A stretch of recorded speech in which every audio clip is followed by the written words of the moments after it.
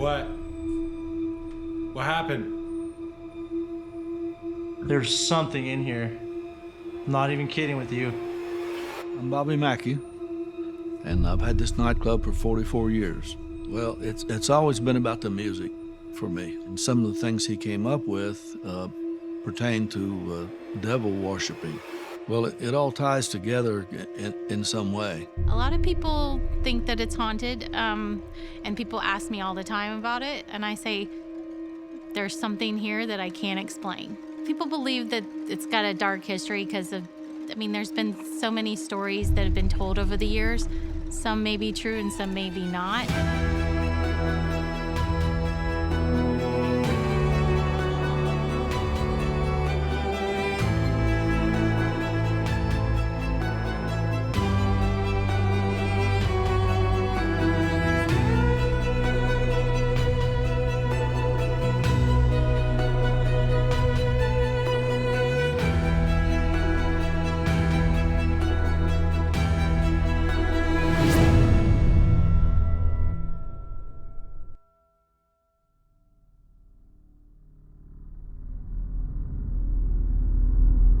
So Bobby Mackey's is a place that's notorious in the paranormal field, a place many people have talked about being a portal to hell. Every show's been there, almost every popular group in the country has been there. I'm definitely interested to see if there's real connections to not only the Pearl Bryan story, but if these stories about it being a portal are true. Malia, have you been able to verify any of these sordid stories that are associated with the building? There's absolutely no documentation at all to verify any of the stories, which is what I find most fascinating. I think this is a location where somebody at some point decided they wanted to attribute a story to, and it snowballed from there. I can't prove that. It has lived through multiple iterations. It was a mob den. We do know that there was gambling rings and a place in the basement that used to be like a makeshift prison for people that cheated in gambling. So this place has a nefarious past, don't get me wrong. When it was the Bloody Bucket, which was a biker bar, it closed because there was 2 knifing deaths within a 2-month span. So the place has seen death, but as far as the stories that people want to attribute to it, specifically the Pearl Bryan story, I can't find anything to verify that it has any actual ties to the location at all. There's a huge legend that surrounds Bobby Mackey's music world. The story of Pearl Bryan, the story of demonic forces, the story of people being attacked and scratched and basically, I guess in their mind, dragged to hell. Are those stories true? I believe that those people think so, and that they believe it within their own minds. But the historical information is completely different than what's reported on television and newspapers and also on the internet. Bobby Mackey's is a place of music and a place of love specifically for Bobby. He is a man that lives and breathes music, country music.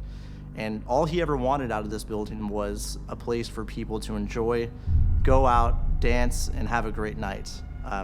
That kind of changed once certain investigators and certain people came to the building. When you walk in the doors of Bobby Mackey's, you will see newspaper articles talking about a woman named Pearl Bryan. So I would love to share the facts that we actually know happened to Pearl Bryan. So in 1896, a 22-year-old girl from Indiana got off a train in Cincinnati. She allegedly was 5 months pregnant. The story goes that she was there to meet up with her boyfriend, this guy named Scott, who had a roommate named Alonzo. They are both going to dentistry school. Those are the facts. What happens after that is been subject to debate since 1896. What we know did happen is at some point she was murdered. Whether they brought her there for the alleged abortion that people said that she was supposedly getting, or if they just brought her there to purely murder her, we don't know. What we do know is she was decapitated. And they know that because all they ever found was her body. And they were able to identify her body because of the custom shoes that she was wearing. I'm Jan McCauley. I am part of the Gatekeeper Paranormal group that does tours here at Bobby Mackey's. A lot of people think that it's haunted, and people ask me all the time about it, and I say, there's something here that I can't explain. People believe that it's got a dark history because of, there's been so many stories that have been told over the years. Some may be true and some may be not. And I think it just has perpetuated over the years. Then people get hyped up about it and then want things to happen. So a lot of people come in and thinking that they want to talk to Pearl, the whole Pearl Bryan story, which was in the 1800s, 1890s actually. And there really is no connection to Bobby Mackey's with the Pearl Bryan story. Now, to this day, they have not found her head. So how did Bobby Mackey's become associated with this legend of Pearl Bryan? So they think that she was murdered in Cincinnati and then brought across the border into Kentucky, and her body was dropped in the woods. The only reason why Bobby Mackey's is associated at all with this legend is because they maybe would have had to pass the property in order to get to the woods where they dropped her body. Again, her head has never been found. Now you pair that with this legend and story about this well on the property. Now, even that is somewhat controversial. So they come in with a lot of preconceived notions of what they've seen on all of the previous shows that have been here, or articles that have been written or rewritten. And some of it's not necessarily true. And I'd rather people know the truth than for us to kind of make up stuff and let them believe what they've heard before.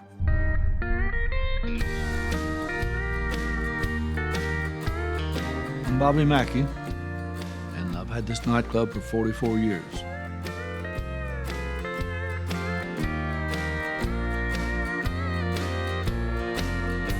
What's that you're saying, darling? There must be static on this phone. Well, it's always been about the music for me. Music is on my mind 24 hours a day, still to this day. Come for the ghost and stay for the music. People come here like they always have since I opened, and they come here for the music. Yeah. And people don't think anything about it. We offer tours to the basement, and people eat that up, but people think nothing about it. Nobody's afraid of it. You know, we play our music and have a great time, and it just goes on, and I'm blessed in many ways. Do you think that it's a gateway? No. I don't know. Who am I to say? I don't know. Well, it all ties together in some way. And I used to be really hard-nosed about it. I don't believe none of that stuff, and I just absolutely didn't believe it. Well, I still can't say that I do, but I've softened on it because so many people do believe. I play country music here, and that's all I've ever wanted to do, and that's where my mind is all the time. Yeah. I think the people that come in with preconceived notions are going to be sadly disappointed because they think that it's going to be chairs flying across the room and, all that and that doesn't happen. I try to tell my tour groups 99.9% of the time, what you see on the shows is not what you're going to experience. We would like everybody to know the truth about Bobby Mackey's versus what they've heard or seen on the shows or read on the internet or anything like that, because the truth is more important than, entertainment. I've seen shadows. I've seen a big black wave roll in down in the basement. There's things I can't explain. And I'm one of the people that will, on my tours, try to debunk everything ahead of time because we don't want to just jump to the conclusion that it's paranormal. Not everything's paranormal. I would hope that you all would get on camera the black wave or just shadows or undeniable noises as far as like footsteps that you can't attribute to anybody in your crew or anything like that. There's a couple entities down in the basement that I've never experienced. There's the shuffler. If you could hear him, that would be awesome. Or he comes up behind you and taps you on the shoulder type thing. But documenting shadows or anything like that,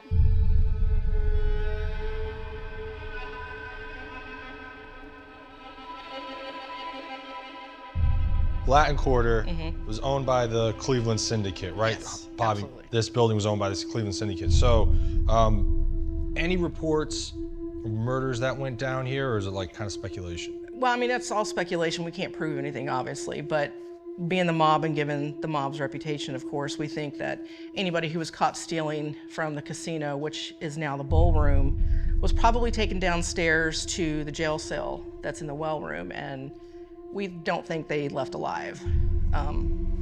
We can't prove it, of course, because they didn't obviously keep records of who they killed, unfortunately. And we've had other reports of, you know, the whole Scott, Alonzo, and Pearl thing, but it's just not true. Yeah, it's all bogus. It is. I mean, Pearl Bryan, her actual story of her murder and how that happened, and, you know, the 2 boys being hung in Newport is true. That did happen. But she had nothing to do with this place. They did not come in and throw her head down the well, because at the time, the old 76 distillery was here and they had piping in the well to bring the water up from the Licking River for the distillation process. So there's no way that anything could have been thrown down there. Honestly, we think they probably took it back to the dental school and had it incinerated, because her head to this day has never been found. The only thing she may have had to do with this place is that they did have her head in a satchel, and the satchel was actually on display in the Campbell County Historical Museum, but they drove by the building with it in it. But that's the only thing, you know, and we've never picked up, I mean, we've been here for 8 years. You know, we've done thousands of hours of audio. We've never picked up Pearl or Scott or Alonzo. Don't know why they would be here.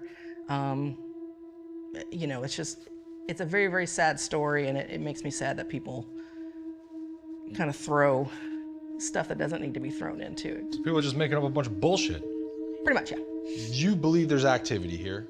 Oh, this place is definitely haunted. It's just not haunted by what all the other TV shows like to claim it is, but So there's You multiple hauntings. You think it's tied to the Cleveland Syndicate and the mob days, or do you think it's Carl? I think it's probably part of it. I know Carl's still here for whatever reason, I don't know. I mean, there are, if you believe in this kind of thing, there are 2 portals on the main floor. There are none downstairs. My team kind of considers this like a way station, where up here, they kind of come and go. Now, when you're down in the basement, you're dealing with the same ones. And a lot of the times when I'm here by myself waiting on a tour or whatever, I'll wait up at the end of the bar and just watch. And you can see shadow people coming in and out of that corner. They get very curious. They'll pop up behind the bar. They'll look around the columns, kind of just checking out, seeing what I'm doing. They'll pop up behind the bar? Yeah. So this portal.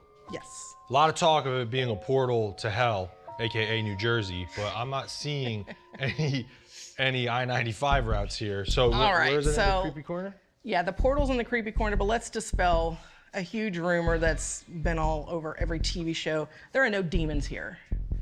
And a real investigator knows that demons are something that's rare. Kentucky's known for having some really special land, right? That's something Brandon, Kevin, Malia, and I, the whole team at APRA, we've kind of like looked into that, and that's what really drew us to Kentucky, right? Is like there's a lot of, you know, geological anomalies here.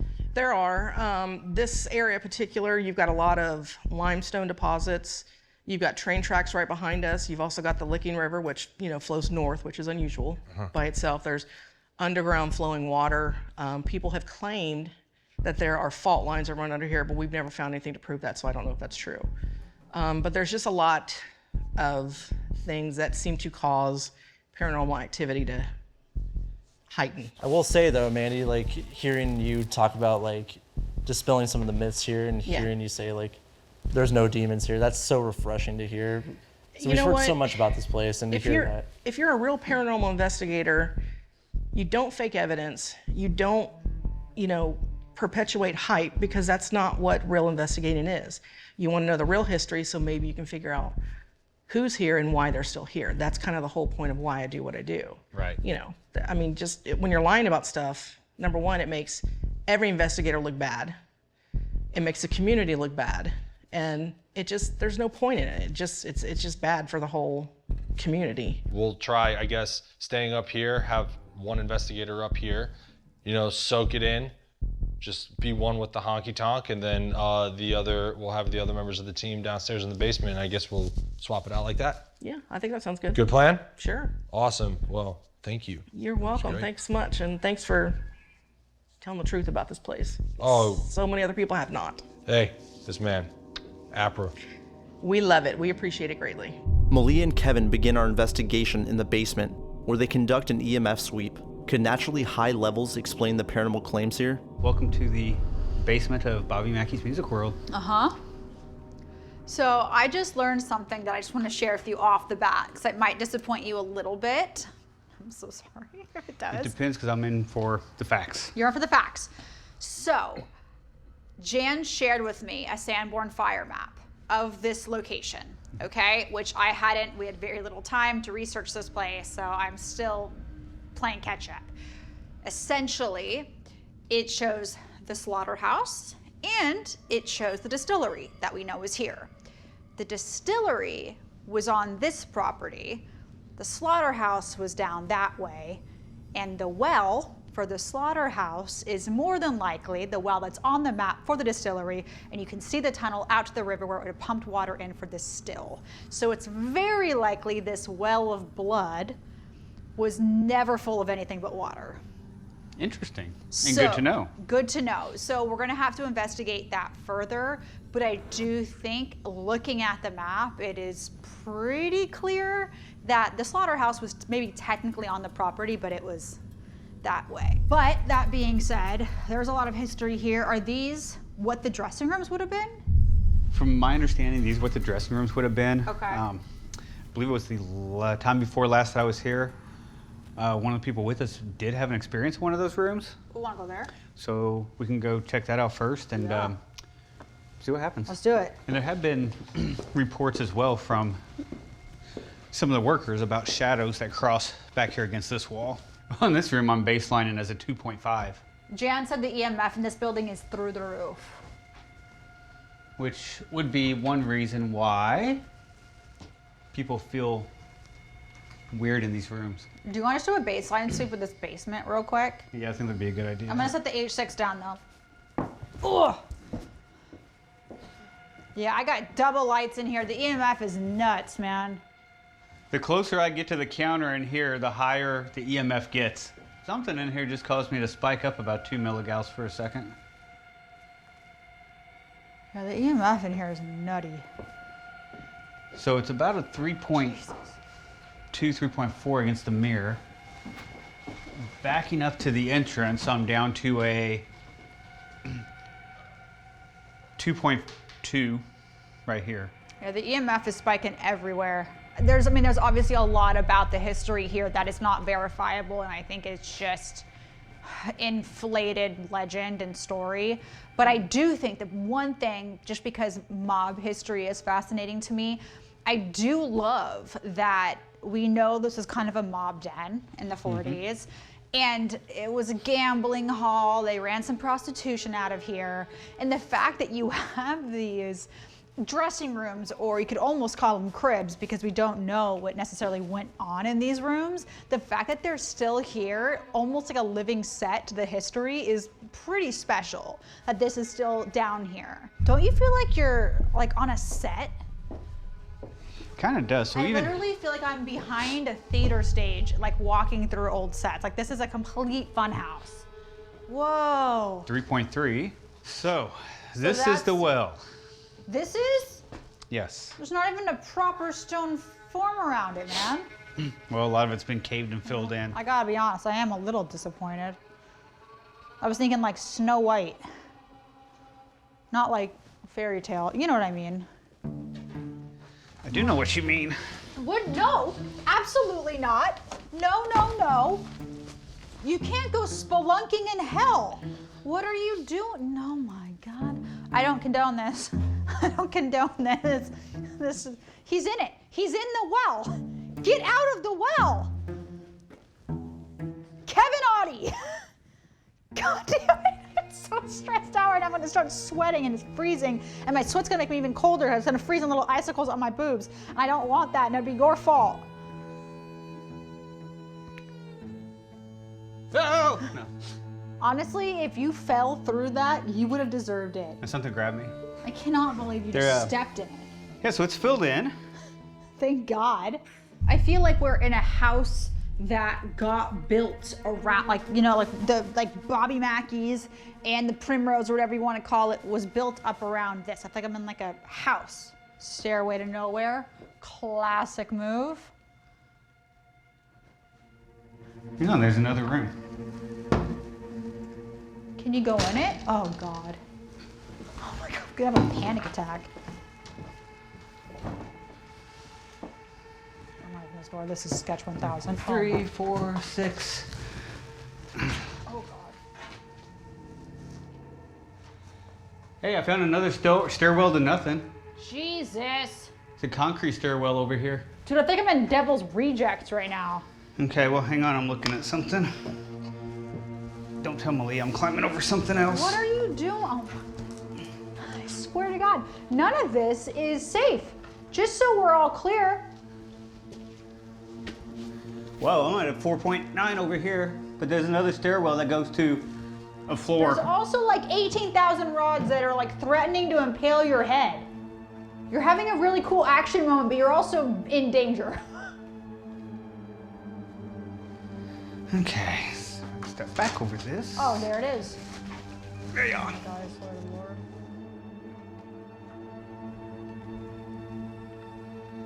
The scariest part of this episode is going to be Kevin Audie killing himself. Ooh, wait, you know what I'm feeling? What? I think I'm experiencing that electrified feeling on my arm. I got nothing in here. Dude, I don't think anything's down here. I'm gonna be completely freaking honest. I haven't said anything that flat out any place that we've been to, but I do not think there's anything down here. I don't even know how to ask. Like, I don't know what direction to even go with it anymore, you know? The music venue's wiring rendered areas of the basement teeming with high EMF, which could practically explain the feelings of dread some claim to have there.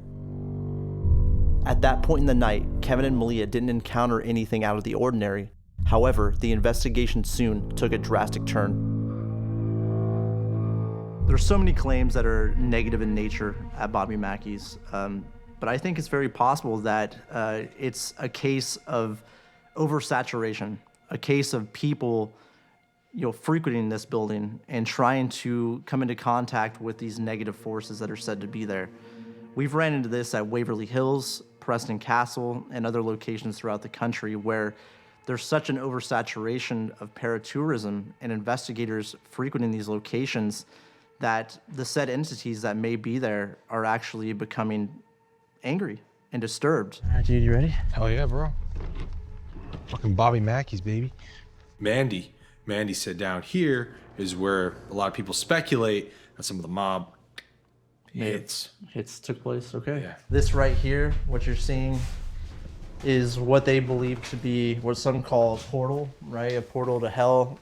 Some people believed that this was once connected with a former slaughterhouse, and that this is where they dispose of all the blood and guts of animals that they supposedly slaughtered here. But in reality, the only information we could find associated with this particular building was that it was a distillery, right? Yep. And that they believe in reality this area was used to get water from the river to distill the liquor. All right, so now they left me completely alone upstairs, Bobby Mackey's Music World. We sent Kevin upstairs to conduct an isolation session. There's no documentation, there's no proof about that at all. No. So what are you left with? Literally the only thing, if you want to talk about like a dark history, is that mob connection. Yeah. And like when we were talking with Bobby, this place of love and music, and that's what he's all about. So we're here to see what we can document though. But there's a lot of, Mandy, Jan, they said that they've seen things. There's something happening here. There is phenomena, but I think that the telephone game got too crazy. And I think that certain stories have been told over the years that have become this kind of monster and this evil entity that they believe to be here. But in reality, I don't know, but we'll have to investigate ourselves and see. So I'm not here to harm you, just so you know. I'm not here to harm you in any way. I'm not here to disrespect you or anything like that. My main thing that I want to do is just to document your presence. We heard a lot of the stories that we thought were originally associated with this place ended up not being true. And so we want to tell the true story of Bobby Mackey's. So although nothing's going on up here right now, no interactions with the tripwire or anything like that, It's a very uncomfortable feeling. Do you hear that? Hello? Right there. Hello? Is there someone here with us?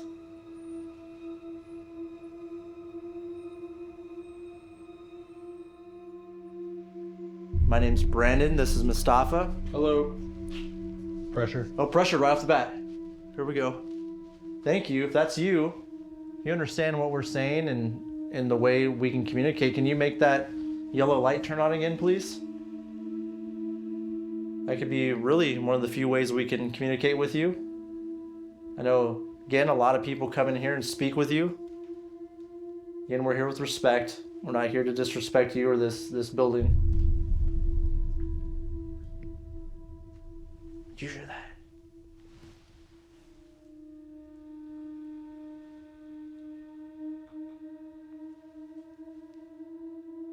Can you sit in that chair for us, please?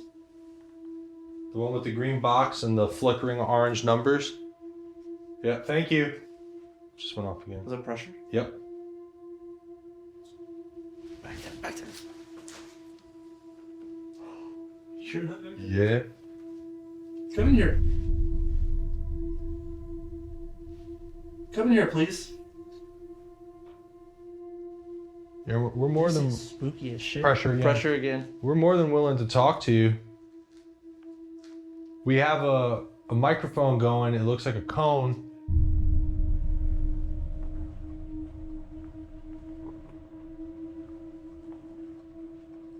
Hello?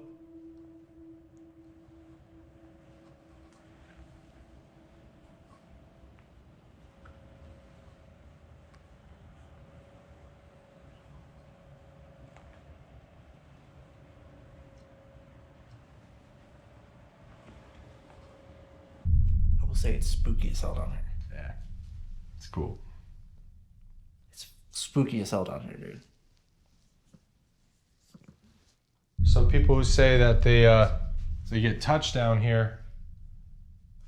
They feel like there's somebody following them and they get poked on the shoulder. Do you know anything about that? Pressure. Pressure right off the bat. Thank you.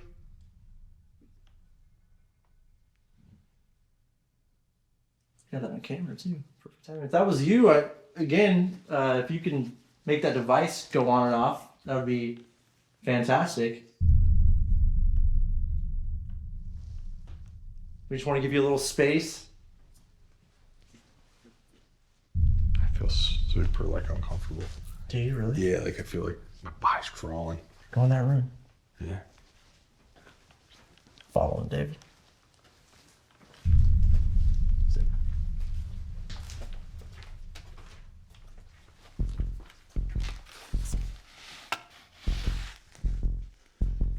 Just got really cold over here.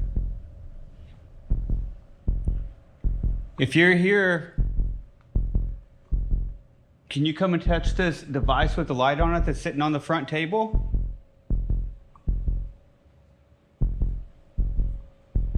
Mandy was telling us that there was someone here who's kind of got a bad attitude. She used the word, pardon my French, but she used the word asshole. Somewhat of an asshole myself. Ooh, it's right here by this hole.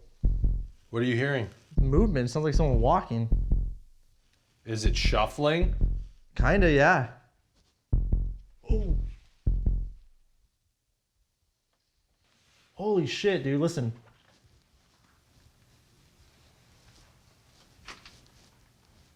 What is that? It's in that room. Over there? It's like a voice, too. That animatronics are running.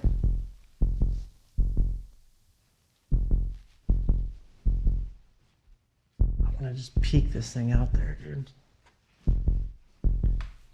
Dude, my skin's crawling, Can I get bro. I know, it's freaky. Can I get those 2 batteries from you? Yeah. The big ones? Yeah. There's something out there, man. I'm going to go out there and look for it.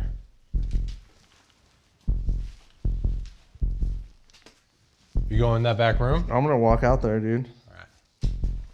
Want to bring the EDI? No, you stay right there. I'm gonna go see if I can get this on video. All right, I'll be back. All right.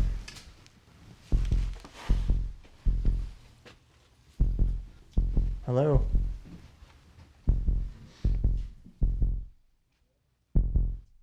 Oh, dude. What? There's something in here. All right. Let's go. We're going. Shuffling around, man. Coming. Hey, coming right now. Listen, right come now. here.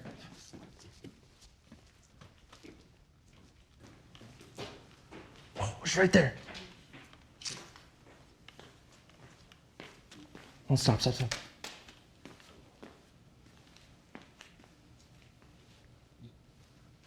Shouldn't stop.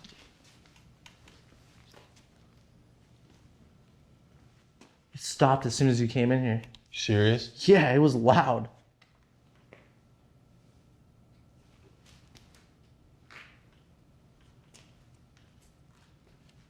It was in this right here. Like, it was in all this stuff right here. It was so loud. It was like that. Oh, right there again. Maybe you guys go back in there and I'll stay out here. Do that. Want to put that motion detector down there? Yeah. So right now, oh, there's it again. Mustafa was in this back room by what many believe to be this area that was used for the slaughterhouse. And I walked out here because I was hearing movement and shuffling, and instantly when I walked out this area right here, it was loud, hearing shuffling. I think as soon as Mustafa and you guys walked out, it stopped. So I think if you guys go back, I'll stay out here with this camera. No problem. Brandon's convinced that there's something out there. Hearing some weird noises and stuff. When I walked towards you, I could hear that.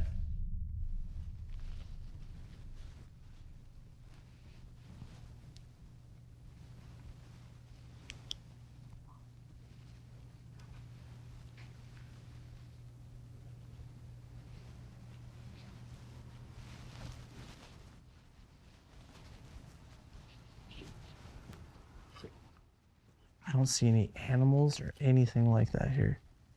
Oh, there's again.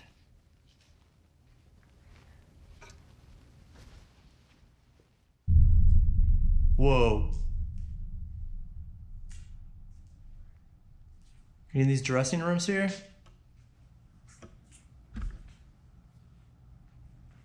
Yeah. Whoa, dude.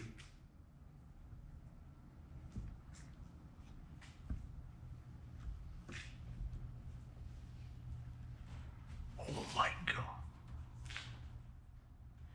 Dude. What? What happened? There's something in here. I'm not even kidding with you. You good? My heart is pounding right now.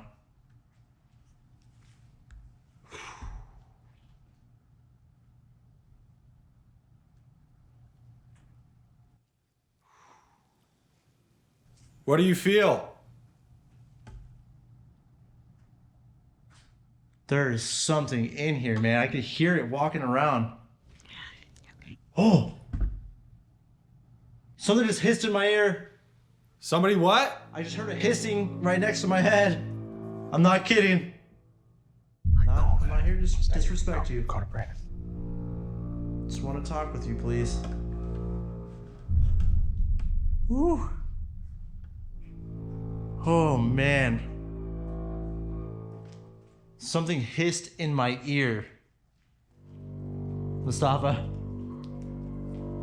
Dude, I just got pressure hits. I think we should be split up. Something, no joke, just hissed in my ear. We got pressure again. There's no animals in here. Like, see, there might be animals here at times, but I'm looking through these rooms. Here, look in here. There's no animals in here.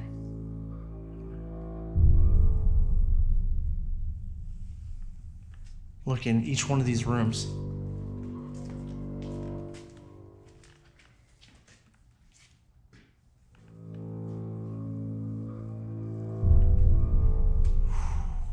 I stopped between these two dressing rooms and I heard it clear, like in my ear, like very, very, very clear. Oh! Something just hissed in my ear. Does it feel creepy as hell in here to you? It's like creepy as shit, dude. Started getting tons of pressure hits on this thing. Go down there. I'm gonna go down there? Go. What See do what you got? experience. All right.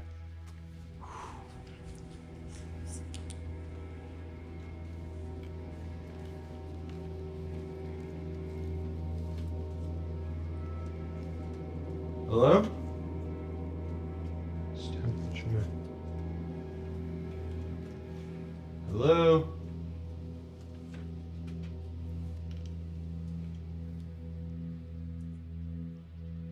Hello?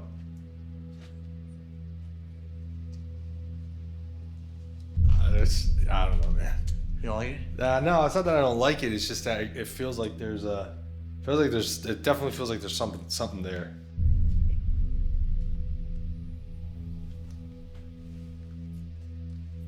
Whoa, shit! What the fuck was that?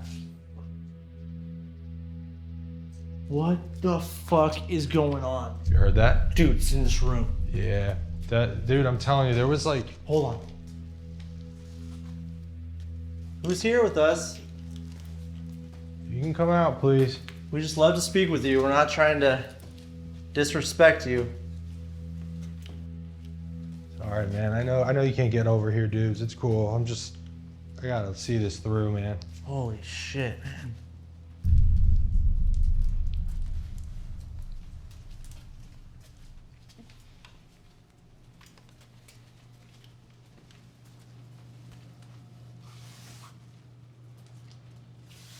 What the fuck was that? What? What the fuck You was saw that? What? What the fuck was that? You saw it, right? No, something hissed in my fucking ear. I told you something hissed at me, dude. What the fuck was that? I'm not kidding. I told you something hissed at me, dude.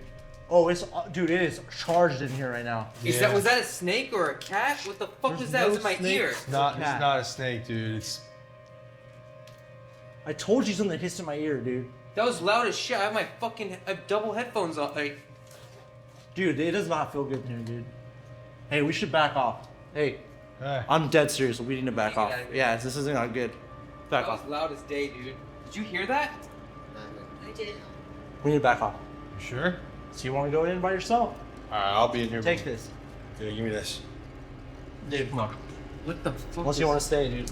I don't know. You heard that, Kyle? I've been doing this a long time. That's real. Right there. Whatever that is real. I don't know if it has anything to do with people coming to this location for many, many years, believing a specific story, believing the kind of negative type of phenomena that story has weaved. But whatever is in that room and we just walked into and cornered does not want us in there. Guys? Yeah. What the fuck? Fuck. Nah, man. This feels weird, dude. My time code just reset. What? Yeah, it says it's 3 minutes in. Like out of nowhere, it just started over 3 minutes in. Look at that. Holy shit. Right over here, dude. Bro, it crossed right over here. There's whispering. It's fucking like whispering, right? Like it was like seconds after you guys left. I felt like something was right behind my back. I'm like legit like scared. Like this is freaky as hell. This is like really spooky. I could see why people are like freaking out over this place. I would hope that you all would get on camera shadows that you can't attribute to anybody in your crew. Right before the hissing was captured on our control camera, we documented a shadow figure in the exact spot where multiple eyewitnesses have reported seeing a large shadow figure moving in the basement. These audio and visual anomalies both occurred in a relatively short time frame, which, combined with members of our crew's heightened levels of fear and anxiety, resulted in what some would call the full Bobby Mackey's paranormal experience. I will say, when we were down in the basement area, we did have some very spooky things happen, and things I cannot explain. I've been doing this almost 18 years, and I've been in very few situations like we were at Bobby Mackey's, to the point where it not only affected myself, Mustafa, but our crew.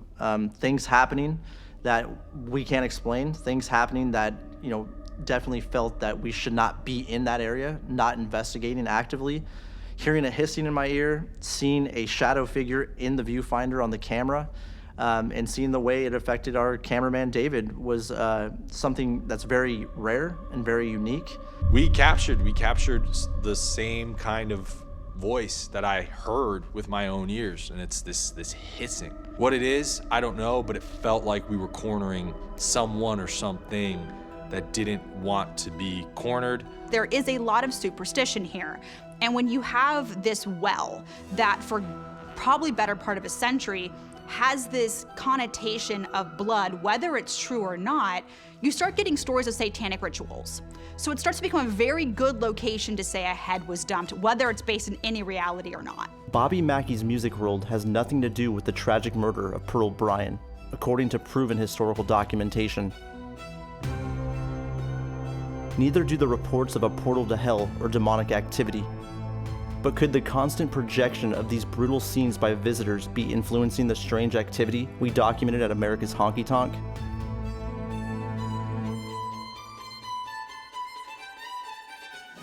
Bobby Mackey opened his nightclub to share his love of all things country music. But as the legend of his establishment grew, Bobby Mackey's music world took on a persona of a monster hiding under the bed. As exciting as our experience in the basement was, we wonder if the chilling activity in Bobby's club will decline if it's celebrated less for being a paranormal boogeyman and more for its true identity, a beloved home of a country music icon.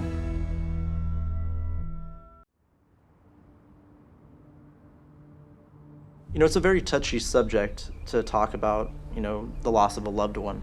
That's one thing us all as humans have in common, and that's the ultimate end, you know, death. And I think everyone, no matter what walk of life you come from, no matter what your belief system is, I think that everyone has a thought process about death. And is there a consciousness after death? In order for us to step out of the shadow of pseudoscience, we have to open ourselves up to scientific scrutiny. We have to go to professionals from other technical industries, people that are experts in equipment that are used in those technical industries. And by us throwing away garage tech, by us throwing away equipment built for paranormal research, we are trying to take that next big step. The last 2 years, we haven't had anybody operating in the third floor. Just empty. No one ever went up there for any reason. And there would be occasions where I would leave. We always left all the doors open. And I would come in the next day and all the doors would be shut. Not just the outer doors of the hallway, closet doors, every door would be shut. Immediately, his body temperature dropped, shivers all over his body. That was pretty wild.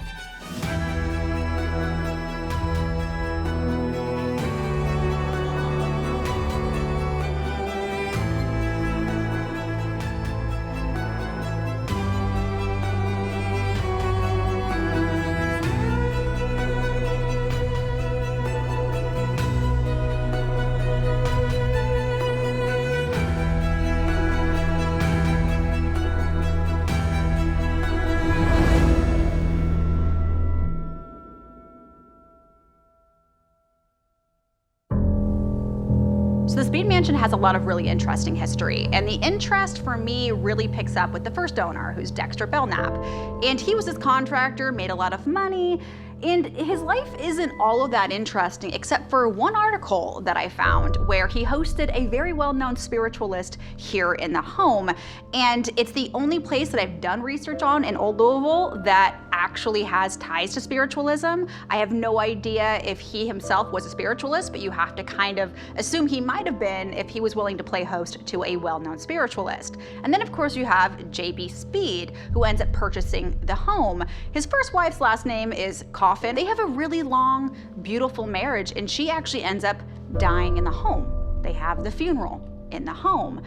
And then he remarries a year later, which isn't all of that, you know, unusual for that period, but he was way later in age, and he marries Hattie Bishop, who was also way later in age. So I think it really might have been true love, like they wanted companionship, and she just ends up being this incredible woman.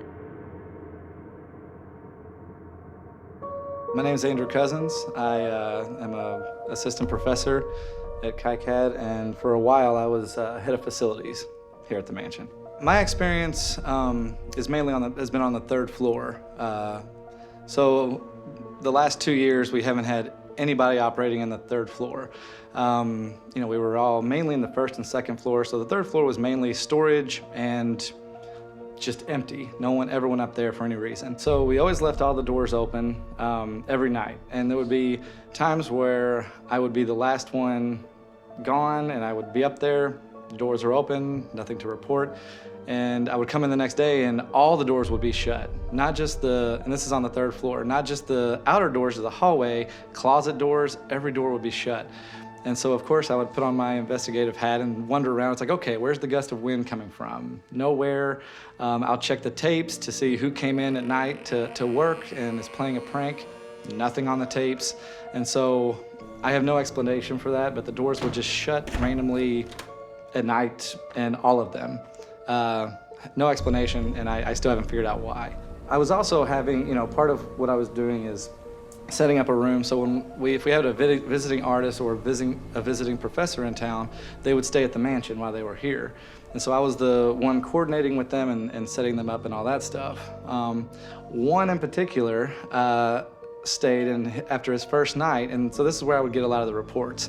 And so after his first night here, he's heard about the house being haunted, he's heard about Hattie Bishop Speed, and so the first night he was here, he was brushing his teeth in the bathroom right by where her stage used to be, right down the hall here. And he brushed his teeth, was ready to go to bed, and he said, I was just joking around and said, "Good night, Hattie."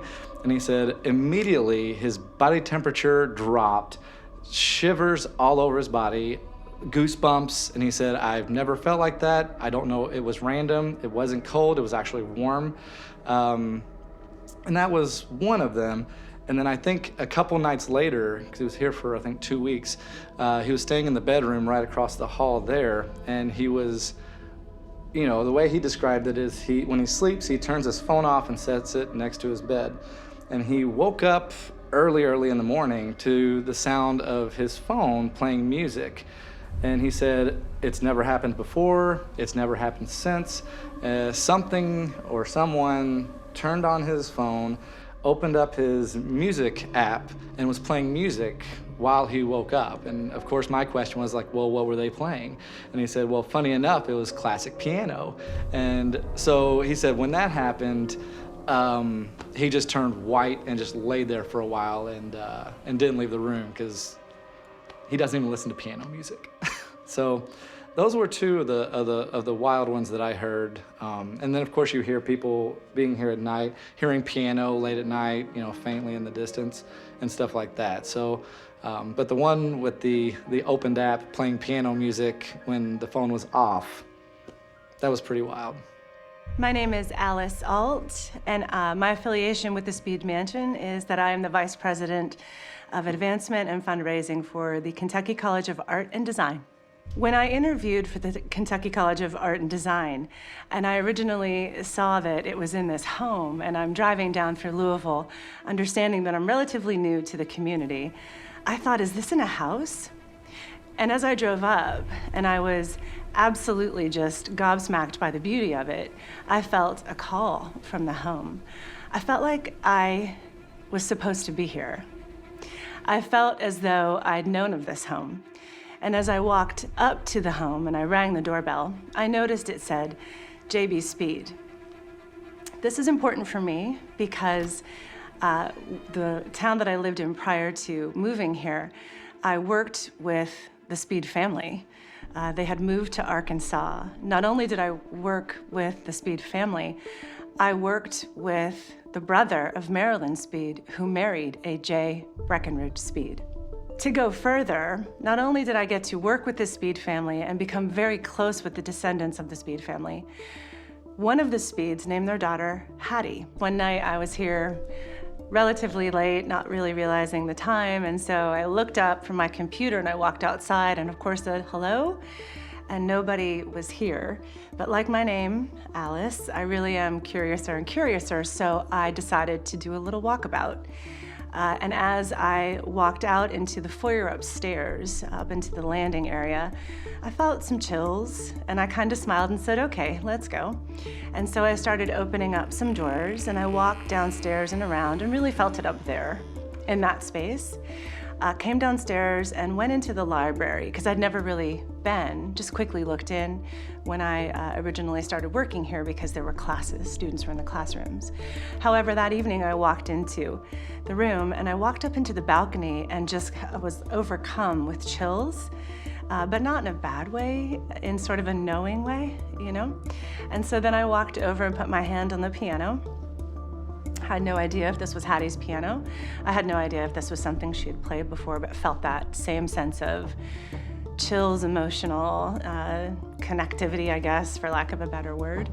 And then walked out with another big smile on my face. And I noticed that when I walked out into that area, there's a hallway leading out from the library, which is where she taught music and all of the things. And it just immediately got very, very cold. Now, granted, it was cold that day, I understand that, but it got very, very cold. And I went about my way.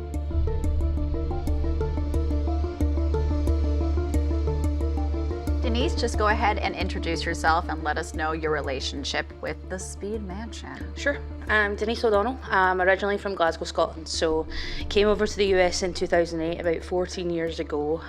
Played college soccer, and then sort of ended up in Louisville finishing an internship for my master's, which led into sort of different sectors and working my way up to the Chief Financial Officer here at the Kentucky College of Art and Design. And so spend most of my week here, you know, doing some work and some financial stuff, but also have a spiritual practice on my own. So I'm known as the Scottish medium on social platforms.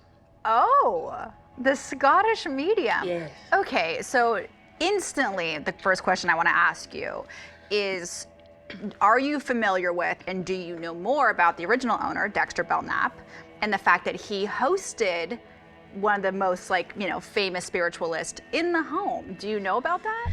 I've read up on the history of the building, and naturally, just as more of an investigator myself, I was pretty curious and kind of followed the story back, which I always think is interesting to see that what we do, and while, you know, it's often described as something that you know, there's a huge skepticism around it, right? It's like you can't see it, so therefore that doubting Thomas element comes in for people, and so it really stems back all the way from, you know, years ago. It's not as if people just make it up on the internet now. It's just that the message can travel faster.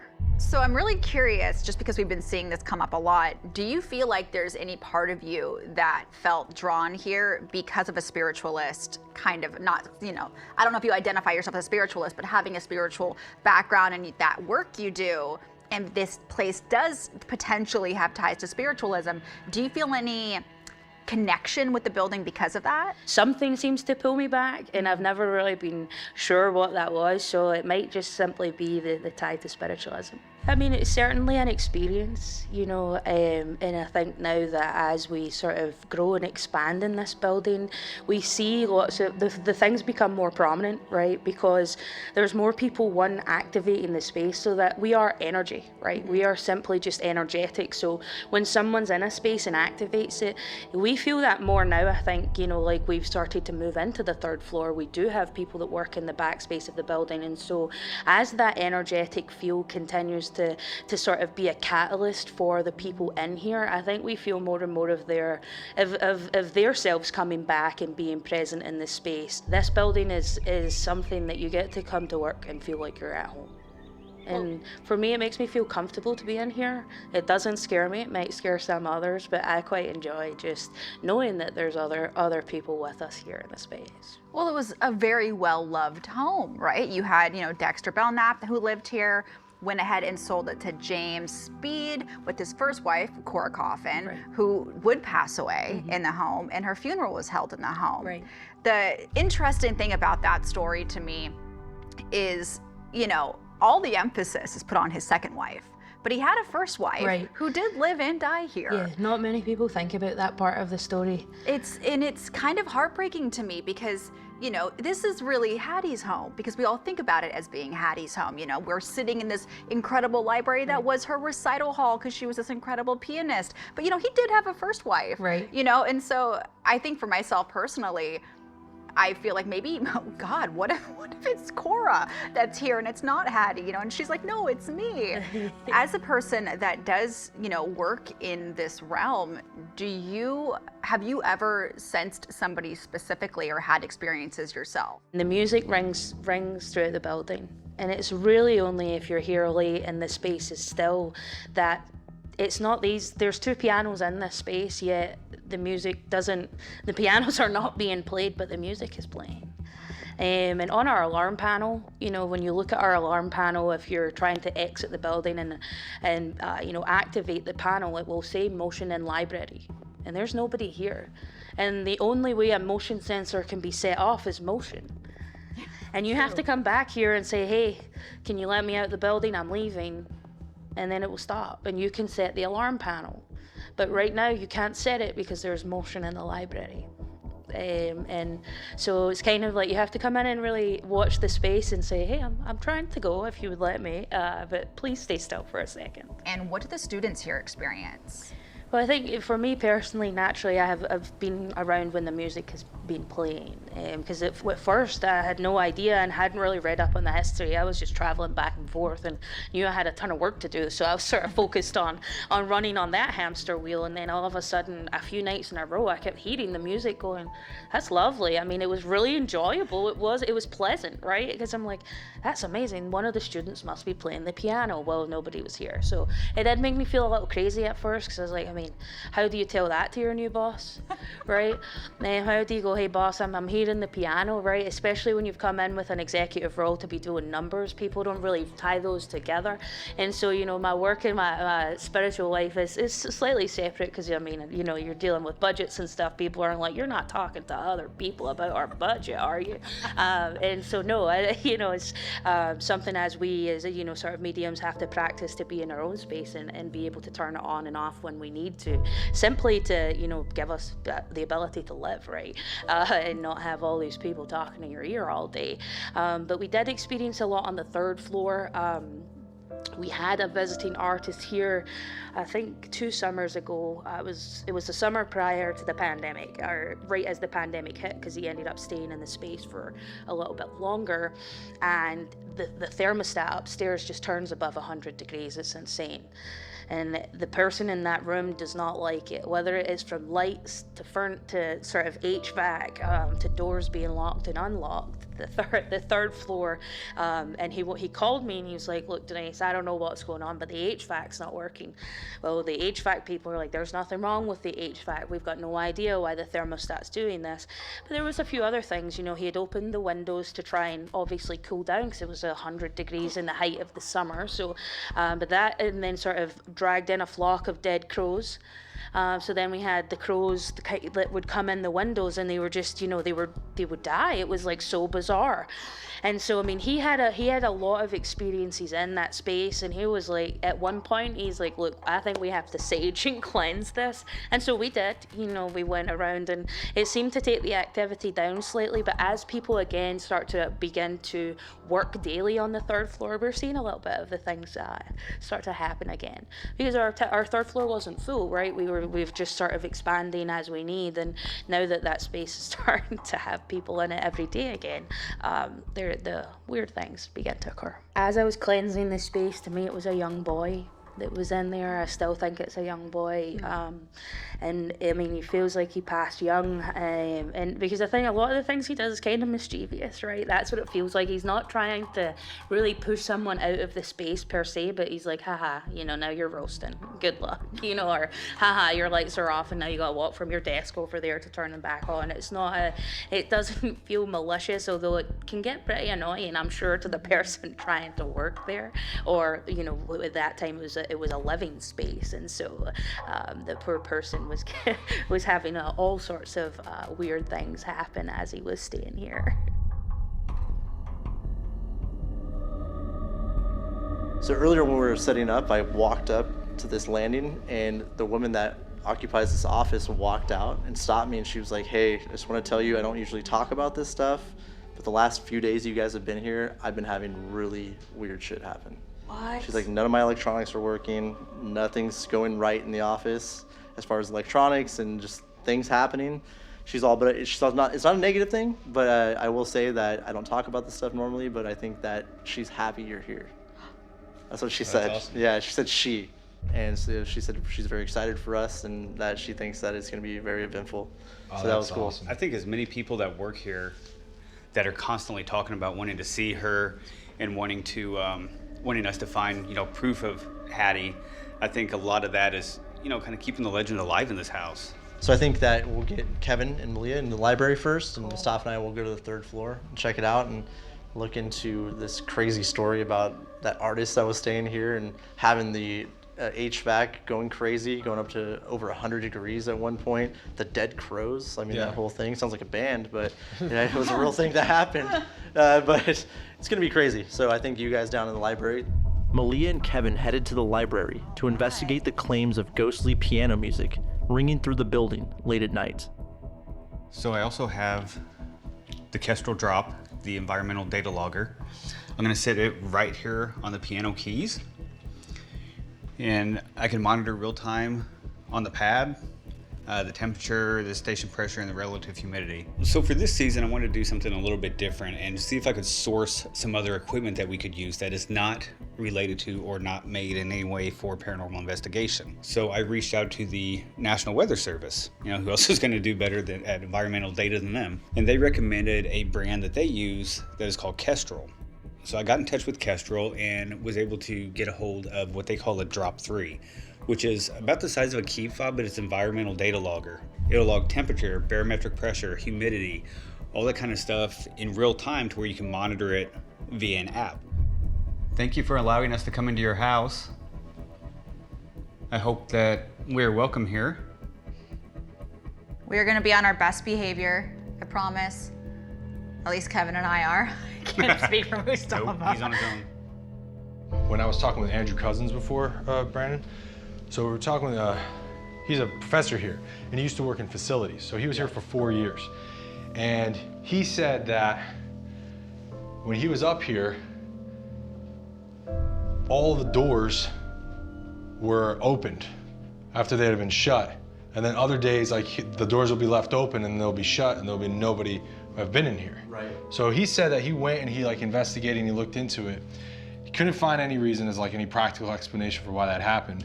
But when I asked him, I'm like, hey, were you always a believer in the paranormal stuff like that? He's like, no, but then I kind of saw his face change a little bit. He's like, you know what? I said, what? He's like, I've had a lot of experiences of strange things in the past 4 years. And he goes, and it all started when I started working at Speed Mansion, and it would happen outside of here too. Really? And I was like, really? He's like, yeah. And I could see, he's like, you never see the coals burning in someone's head, and they never thought about that before? Yeah. And I was like, oh, snap, dude. Maybe Hattie's getting into people, man. Hattie, if you're here, I hope this isn't all a little bit too much. I hope we're not intimidating you in any way. There's a lot of us here. We're being as respectful as we can of your beautiful home. This place has lived so many lives and so many people have gone through its walls. That's the other thing too, we have to wonder. It's again, people believe it's a female presence and they hear piano playing, right? So they believe it to be Hattie, which if you want to look at the facts, she passed away here, lived here, loved it, made this place what we all know today. But when you have the amount of students coming through these walls that you did, especially when she was running it as a school, you have to wonder, could it also be somebody that came here and learned to play piano? Or maybe the best time of their life was spent here. Maybe it was a female student. I mean, right now I'm feeling pretty comfortable in here. I feel like I could easily lay on the couch and take a nap. I don't feel... Yeah, I don't think there's... I don't feel heaviness. I don't feel... I felt heaviness first walked in, to be honest, but I haven't felt it in a couple minutes. Yeah, I don't feel heavy. I don't feel like I'm being watched. I don't feel like... I just feel... comfortable. I will say, Mustafa, if you come over here and look at these doors. Yeah. Look at this. These doors locking. I mean, yeah, it's not gonna do it by itself, man. Look at, like it's got the old, look at this, the old hinges. Dude, even this, just this, it's not gonna open by itself. This ain't janky at all. Look at this, like old, I mean, it's solid. Look at this. Yeah. I mean, these aren't accidentally gonna lock themselves. Nah. There's no way. Nah. I mean, look at these solid handles, like you said, look at this. I mean, it's very solid. Original hardware, but it's still good. It works. They don't make them like they used to. It's true. It's true. I keep seeing you look out there. You wanna go out there or what? Yeah. We just split up. Mustafa and I split up to emulate the experiences employees have at the Speed Mansion when they are in the building alone. Hello?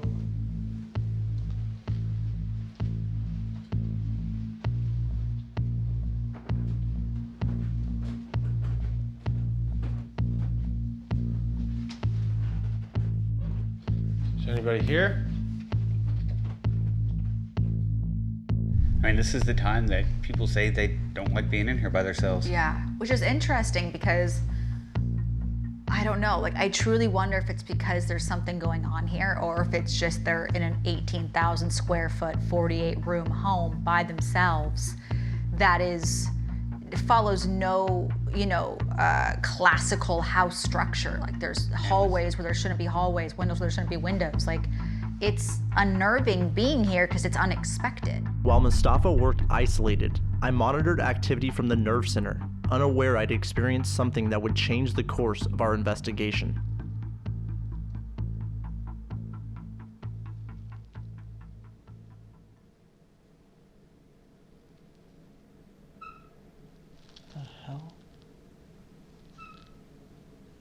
What the hell? Dude, I just heard a kid in here. Where you at? Mustafa's on his way up to you now. Who is that?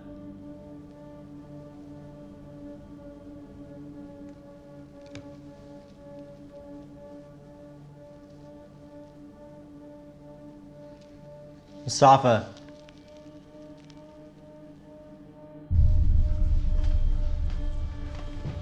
Hello?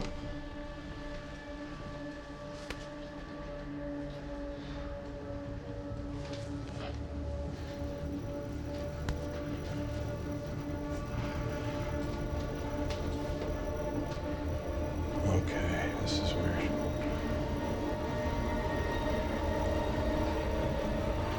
Hello?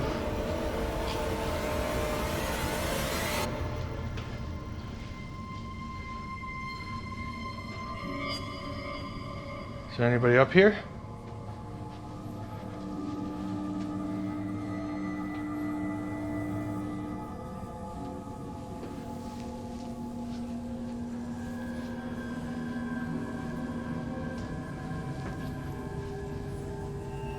Clear as a bell, sitting here at Nerve Center, I heard a kid, right about where David's standing, our cameraman, twice, very loud. It has to be on this Nerve Center camera right here.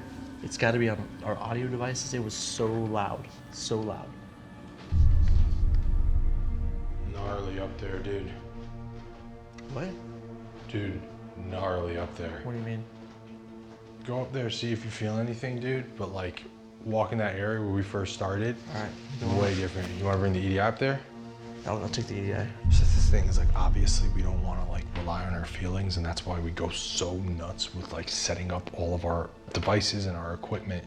But a lot of times, like if you've been doing this a long time, you can get a sense. I don't know, it sounds arrogant, or like, I'm not saying like a medium or something, or anybody is here, but there's a vibe.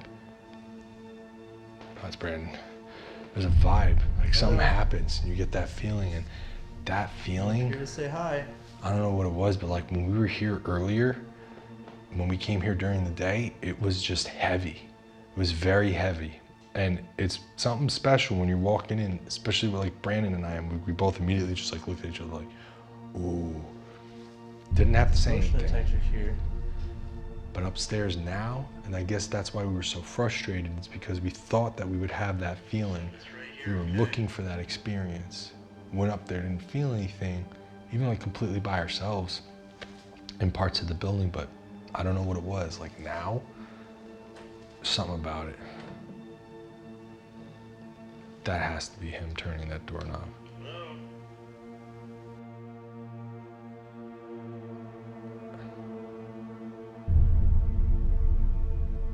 Did he turn that doorknob? Yeah, we have it recorded. I gotta ask him. He's getting freaked out up there. Heard that? That's yeah. Vibe? Hey, did you turn that doorknob on that door? What? Did you turn that doorknob on that door? I went past it. But did you turn it? I don't know, I might have bumped it, I don't know. Because the door. What do you mean? The doorknob turned and this thing went inside. Wait, what do you mean? I mean, Right after you walked someone turned the doorknob and that lock mechanism went in. It's recorded, dude. I went past the door and like hit it. All right, I'm gonna go walk past it and hit it, and then you tell me if Well, wouldn't you see someone's hand grab it? What do you mean? Dude, the doorknob. The other side. No, the doorknob turned, and the lock mechanism goes Hold on the on. inside. What the hell? Dude. What was that? I don't know. You heard that, right? It was. I got like, dude. Me too. I'm like, I got like, my back is like. It was crazy chills. up there now. That's the feeling we had when we first came in, when we were during the day. And now it's not there. I mean, and then before, when we first started the investigation, it wasn't there. Now it just turned, dude. What happened? I gotta take a break. I'm like. Yeah, take a seat. Do you feel foggy in your head a little bit? Yeah, big time, dude. That's why I told you to go up there. I just wanted to see if like I wasn't crazy.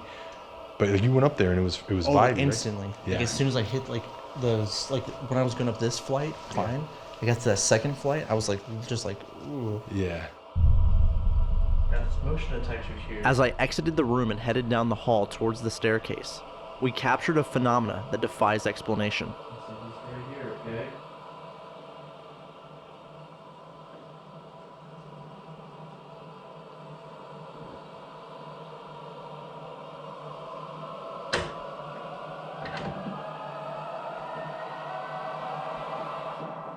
Hello?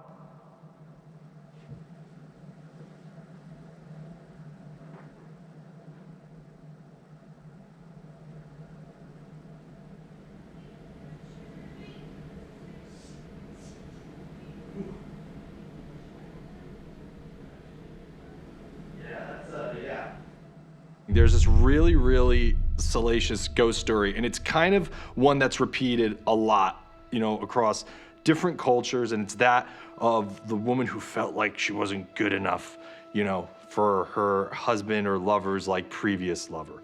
And it's the story of Hattie. Hattie was a very, very well-respected and acclaimed concert pianist. What's really cool about that is the fact that her legacy and her love for music and art is alive and well here at Speed Mansion. And how cool is it that students get to study in this badass haunted house? It's like, oh, you're doing, you know, a book report or whatever it is. I don't know. I don't remember college that much. It's all a haze. But whatever it is that they're doing, and they're doing their work, they're doing it in a place that has purported haunted claims. And a lot of the students say that they've encountered activity that many people attribute to Hattie. I mean, we were talking to the president of this school earlier, and she says, oh, it's like, I hope you can find evidence of Hattie here. I mean, she says it. This is like an official person who's like on payroll and everything. She's not some kooky ghost guy by the dumpster being like, oh man, this place is haunted.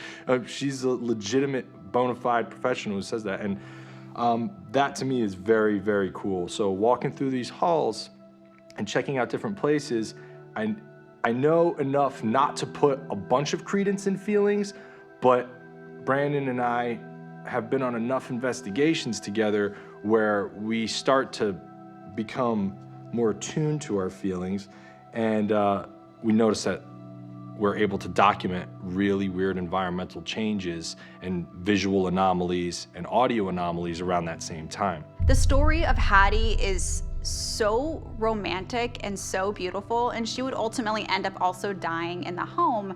And what I love most about the history and the life of the home now is people really want it to be Hattie that's here. They want it to be her that's playing the piano music that people hear coming from the old recital hall. I also hope it's her, because I really do think she loved it here. And I have to wonder, you know, a home this big, I mean, and it's massive, to live here all by yourself because her husband would die before she would die, so she was here all by herself.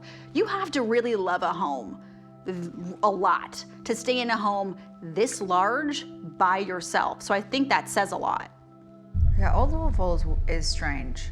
It's a place that during the day feels pretty pleasant depending on which block you're on, you know, because it kind of really depends on the block. But man, the vibe here changes significantly at night. Oh yeah. Like it's so imposing. You just have all these dark stone homes that look awesome during the day, and you're like, oh, I want to live there. And at night, you're like, no, I don't. No, I don't. It's a murder house. I like murder houses. During the day, pleasant, very nice. Want tea in them, but nighttime, different story. American Horror Story. Old Louisville, which is one of the most haunted cities in America. Which is.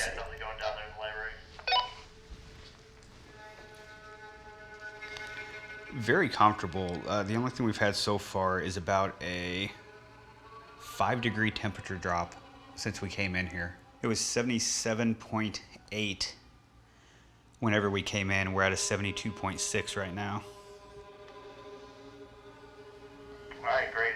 Keep us posted on if anything happens further.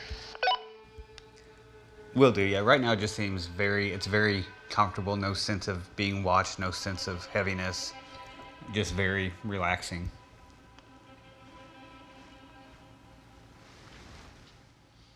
Which a lot of times that's when we pick up the most activity. I know, you just never know. Hey Kevin, we're having some pretty weird stuff happen up here, so if you and Malia want to head back up to Nerve Center, we'd like to send you guys up to that 3rd floor. Copy that. I'm gonna go see what that angle, let's go look what that angle of the GoPro looks like. Please. Yeah, let's go look at it real quick. Brandon, that's what they do. They mess with doors and they lock doors. That's right. So I went past it and then I leaned in like this at one point when I came in. Did you turn the handle? Well, no, when you came in. I'm talking after you left. Even if I did, hold on. Even if I did like try and. You can't, dude. That's kind of hard to turn. I know, that's what I was testing. It went. Which? See? It went this way. I think we get a control camera. Mm-hmm. We put it on a handle. We have Malia walk through this by herself. I love it. Yeah? So Let's do I it. got the one on the handle. I don't want this. So we would like you to go up by yourself with the GoPro and walk through that area. Here's the thing though, like we're not like asking, like you're just gonna like go up, you have to. I am like literally sweating. It's for science, so just go do it, all right? Oh my God. All right, be a team player here. All I'm right? literally, okay, I will stay as long as I can stay. I told you. It's If so I get annoying. legitimate. Right here, and you call us, we're right here. We'll run up. It's a few steps up, all right? We're not far. All right, guys, I will give it a freaking shot. Oh, thank you so much. And- Thank you. My God, thank you so much, Malia. Thank you so much. Just get the camera, go up. You'll be fine. Nothing will. It's still rolling, right? You don't understand. My butt, I I don't clenched want to my have an butt so actual tight. panic attack, which you might happen. Well, if it does, we'll help you out. You're not gonna have a panic attack. What's there to panic about? They're not gonna do anything to you. They just scare you, and it's just, it feels weird. It just feels like someone's stalking you in the middle of the night, Which is actually my worst fear in life, and I'm not even exaggerating. Sharks are way scarier. I promise you. We got you. It'll be okay. All right, so this is this right here, right? So just walk It's with probably us, a just kid hold ghost. it. Just kick it if it does anything. Oh my God, can you just stop talking, please? You've never hit a kid? All right, well, I'll walk as much as I can. Just a little bit. Just a little All bit. right. You want to walk here or you just want to yell? Just scream. I think we'll hear her. Yeah, that's probably true too. All right. Just shove Be it. safe. Fuck me, man. Fucking assholes. Make sure you walk the labyrinth of the halls up there. Yeah, all of them. Yeah, good luck, But Malia. every part. Oh every my part. God. Make sure you get it all. And walk slowly. Don't shake the camera. Guys, I'm literally, this is like Preston Castle all over again. All right. You okay? I like literally, like I I am not fucking exaggerating. Like everything is like, do not fucking go up there. You serious? I'm not, I literally have not felt this all night. I swear to fucking God. Well, see how far you can get. Yeah. We'll come up right away. That's not, all right, I feel bad now. I'm gonna sit on the stairs right here. Yeah, I'll be on the other side, Malia.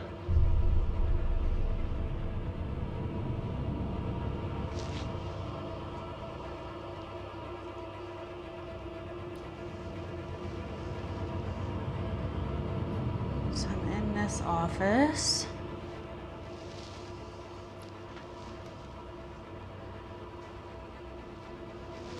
Fucking what the fuck? Shit. So right now we have Malia upstairs, walking by herself, and what we're trying to do is test this theory about, does fear kind of permeate the environment? Does, a belief of something scary or the fear within itself, does it somehow change the environment? So we're not trying to torture Malia here, it's not the point, but what we're trying to do is see if her anxieties and her fear of being up there alone, if that will change the environment. If we get some kind of environmental changes within that, it would be, an interesting test for the theory. So if there's data associated with that, it'll be a win. So hopefully it goes well. So we'll see.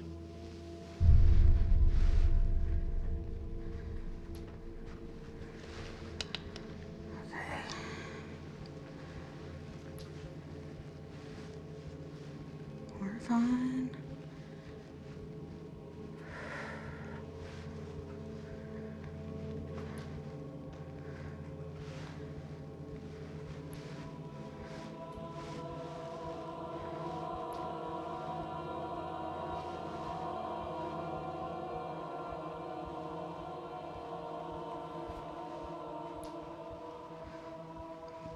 Oh shit.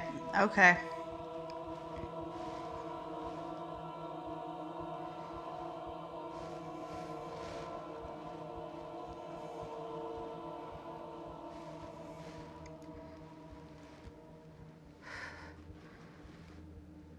Somebody in here with me? Hi. Guys? I'm getting a lot of hits in this room. I'm getting hits.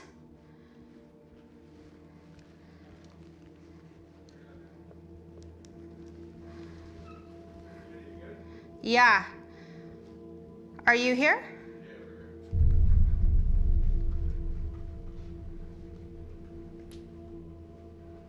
I'm getting that heat again. Fuck.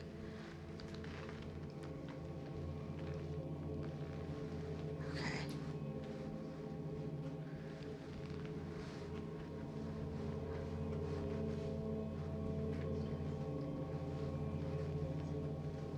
Is anybody in here?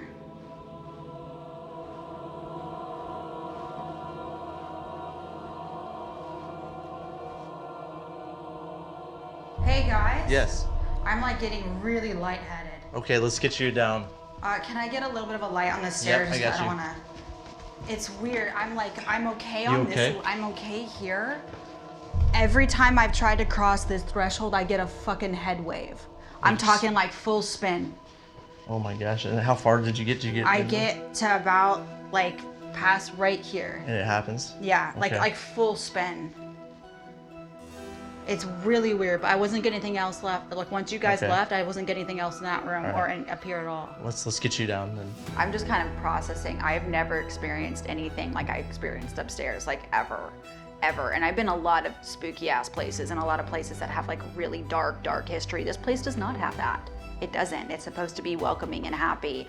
And what I felt upstairs was not welcoming and it was not happy. And I felt like unsafe isn't, it's the closest word I can come to. It doesn't exactly express how I feel. It feels like as like a woman when you're walking alone to your car and there's that shady dude that's like walking too close and you're like, I might get bad. It's rare to experience nearly all of the claims associated with a location during the course of a single investigation, but that's exactly what we found at Speed Mansion.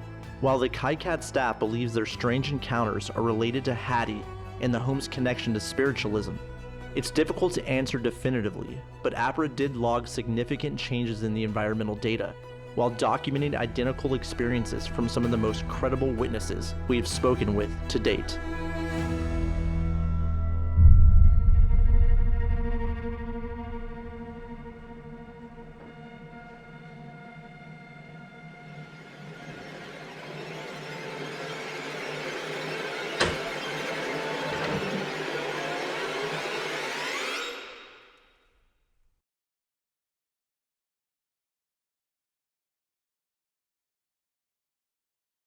Perryville at that time only had about 400 people living here, and you would have an army of 70,000 soldiers that would fight here. Two of the Union Corps were not even engaged, about 30,000. So basically you had fighting in this area right in front of us was the 1st Corps under Alexander McCook's 20,000 Union soldiers that would be taking on Confederate General Braxton Bragg's army of around 16,000, 17,000 men. Every single house, barn, were turned into field hospitals. Perryville is a typical town, small town America through the South. Without the battle, we'd just be another place. There's always been weird things going on. I woke up in the middle of the night. I sat up in the bed and there was a Confederate soldier standing at attention in the doorway.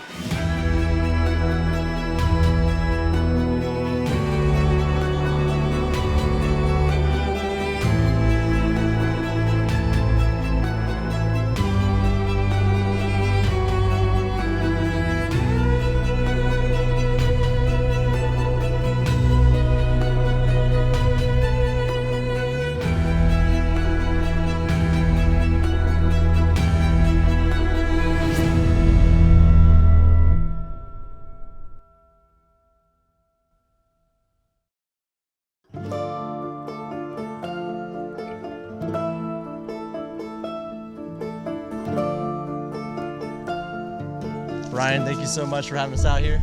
It's a pleasure to meet you.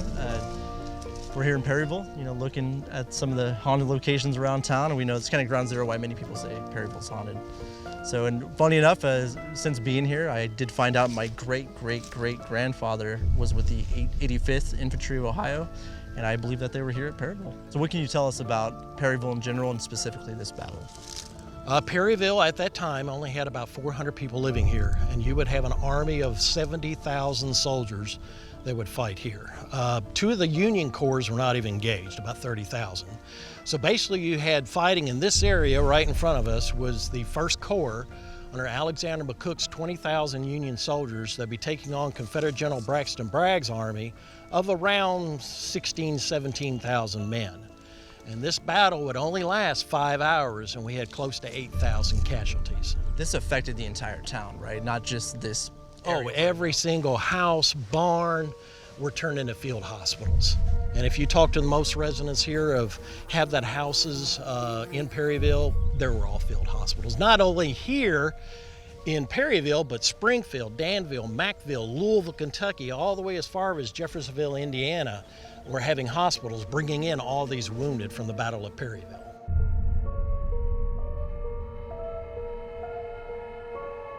Harold, nice to see you. Welcome to Perryville. Thank you so much. Come on, let's go check out. This is the HP Bottom House, right? HP Bottom House, yes. Let's take a gander. So this is what life would have been like before all the carnage started in the Battle of Perryville. Real nice, serene, quiet. Very peaceful, very peaceful.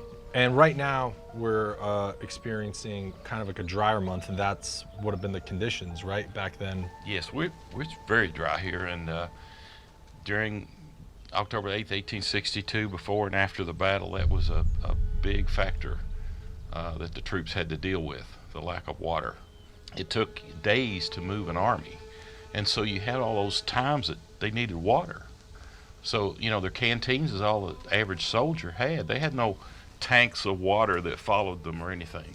So not only are they dealing with the aftermath of the battle here, and they have wounds and all that, and they're being forced to bury their comrades or maybe even enemies. The Union soldiers had to come in and they had to do a lot of the burials here too, but they're dealing with their wounds, and now they have to wait days maybe even just to get some water. Yeah, the average soldier, like I said, marched for days without water, sometimes very little food, and then went from extreme boredom, just march, camp, march, constantly having to be unaware of what's going to happen in the next hour, extreme boredom, to all of a sudden thrown into a battle in extreme terror.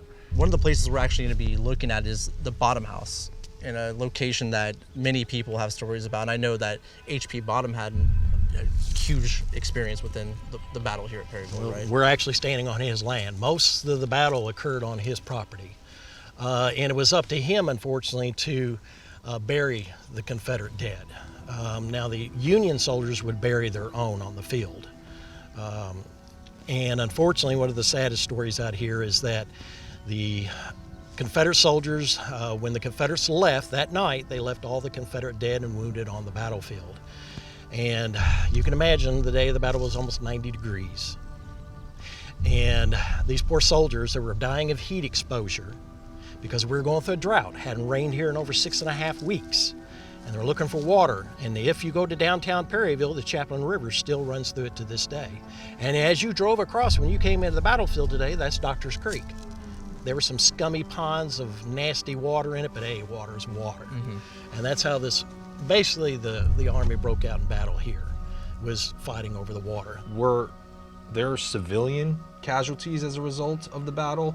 The town was decimated. His house was decimated. They left. They couldn't be here during this battle. It was too dangerous. They had some warning. It didn't happen. They had a few hours to gather up their valuables and get out, load up their wagons and leave.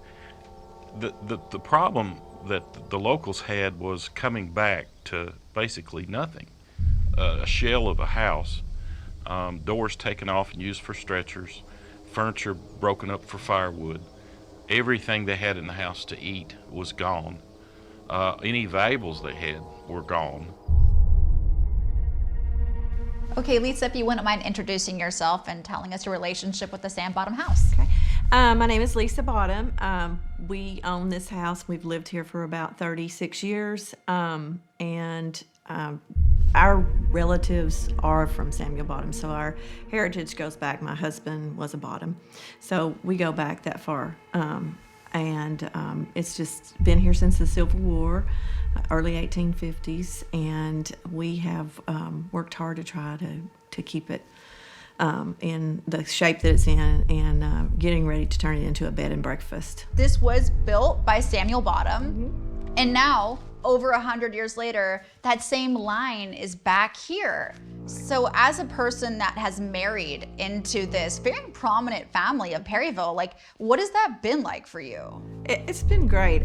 We love history. My husband's a history buff anyway. So we love history. We love Perryville because of the historic homes and the historic Merchants Row that's here. And we just want to keep it here for people to come and see, because it's a rare thing in the United States of America to be able to find places like this that are still intact. Would Samuel have been living here during the Battle of Perryville? Yes, he was here during that time. So, he was very prominent, and he had other homes that he built in Perryville, but yes, this was one of them. From my understanding, like all the other homes here, this house would have served as a hospital. Yes. Can we talk about that a little bit? Yes. It did serve as a hospital. You can't see it now because it's covered, but there's blood stains in the floors upstairs. So we do have that, and we've found, different things. And I think I've talked to you about it earlier, but there are some artifacts that we found when we dug outside. We would spend our vacations just trying to see what was here. So we took the steps off one summer and put a box together and sifted the dirt to see what we could find. So we have some of that. There's a lot of mistakes that were made here, and one of them, Union General Don Carlos Buell, he sent a diversionary force from Louisville, Kentucky over to Frankfort to fool bragging and thinking the entire Union Army was heading towards Frankfort to take back the state capital, because the Confederates did seize the state capital and they held on to it for 3 weeks. Well, Bragg was under the impression he was only tackling a small element of the Union Army here. He would be tackling the First Corps under Alexander McCook's 20,000, but he didn't know there's another 2 more corps coming up the road of another 30,000 Union soldiers. The ammunition that was used during the war, those bullets were so big and heavy, and when they hit a bone, they didn't go through like a bullet today would. It would actually hit the bone and it would just break it. And it may have passed through it, it may not. But what the wound that was left wasn't anything that they could deal with at that time. You also have to realize that this whole area is hallowed. There's, it's a burial ground. I mean, you know, there were so many people that died here, and so many hospitals here. So, you know, it's just, it's giving me cold chills just talking about it. But, you know, there's something still here. I mean, you know, we've had those occasions where we've felt stuff in the home, and so we just kind of think of it as a hallowed place because it's kind of a burial ground. Hi, I'm Heather Bottom. We are in Lisa and Pete Bottom's house here in Perryville, Kentucky. Biggest experience I've ever had is one night after my husband and I got married. I was actually pregnant with one of our children, and we had stayed the night, and I woke up in the middle of the night because when you're pregnant you do those things, and I sat up in the bed and there was a Confederate soldier standing at attention in the doorway. He had a very slender face, very pointy nose. His skin, if I close my eyes, I could picture him right now. He never looked towards me, just standing guard over the room, over me. Immediately, you know, I was scared. I got underneath the blankets, pulled the blankets over my head, and I waited a second and pulled them back down very slowly. And there he stood, as still as a statue. Never looked my way, never done anything. Well, certainly inside the house, I know that there's been investigations here before, and they have picked up things. I was here one night when they had a sound recorder, and it just registered suffering. How do you think the battle impacts what people believe to be hauntings going on here within Perryville? We're so used to it, we think it's just reciprocal energy that's caught here from these men that died so quickly. Like I said, in 5 hours, we had almost 8,000 casualties. So these guys, their energy is trapped here, and I think that's what we see. It's like a broken record, just replaying it all the time. And we hear so much around here, we don't even blink at it anymore. We hear rifle shots out here, cannon fire during the daytime. We hear bugle calls on the battlefield. So much happened all around this house, it would be hard to find a place where you wouldn't have anything that wouldn't be horrific. I mean, out the back, the front, the inside, upstairs, out in the lawn, there wouldn't be any place that wouldn't be a good place to investigate, I wouldn't think. You'll see soldiers walking around the property because so many bodies were laid out in the lawn. While Kevin and Malia investigate the Sam Bottom house, Dr. Clore and Mustafa conduct their own investigation of the HP Bottom house on the Perryville battlefield. Let's see what we can find in here. Right when they walk through the door, an unexplained voice is recorded on Mustafa's audio device.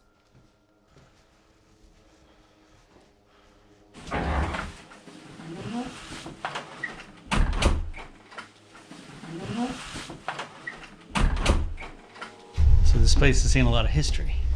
Oh yeah. Especially, actually, through the more than 100 and something years that this house has stood here. It's been here for a while. I mean, what's really cool is that the guy who owns it, it's a private residence, Harold Edwards. He made a phone call and we got access to it. So we're one of the few people who've been able to investigate it. So this is where it all happened, man. I mean, HP Bottom, right in his front lawn, tons of wounded and dead folks strewn about it.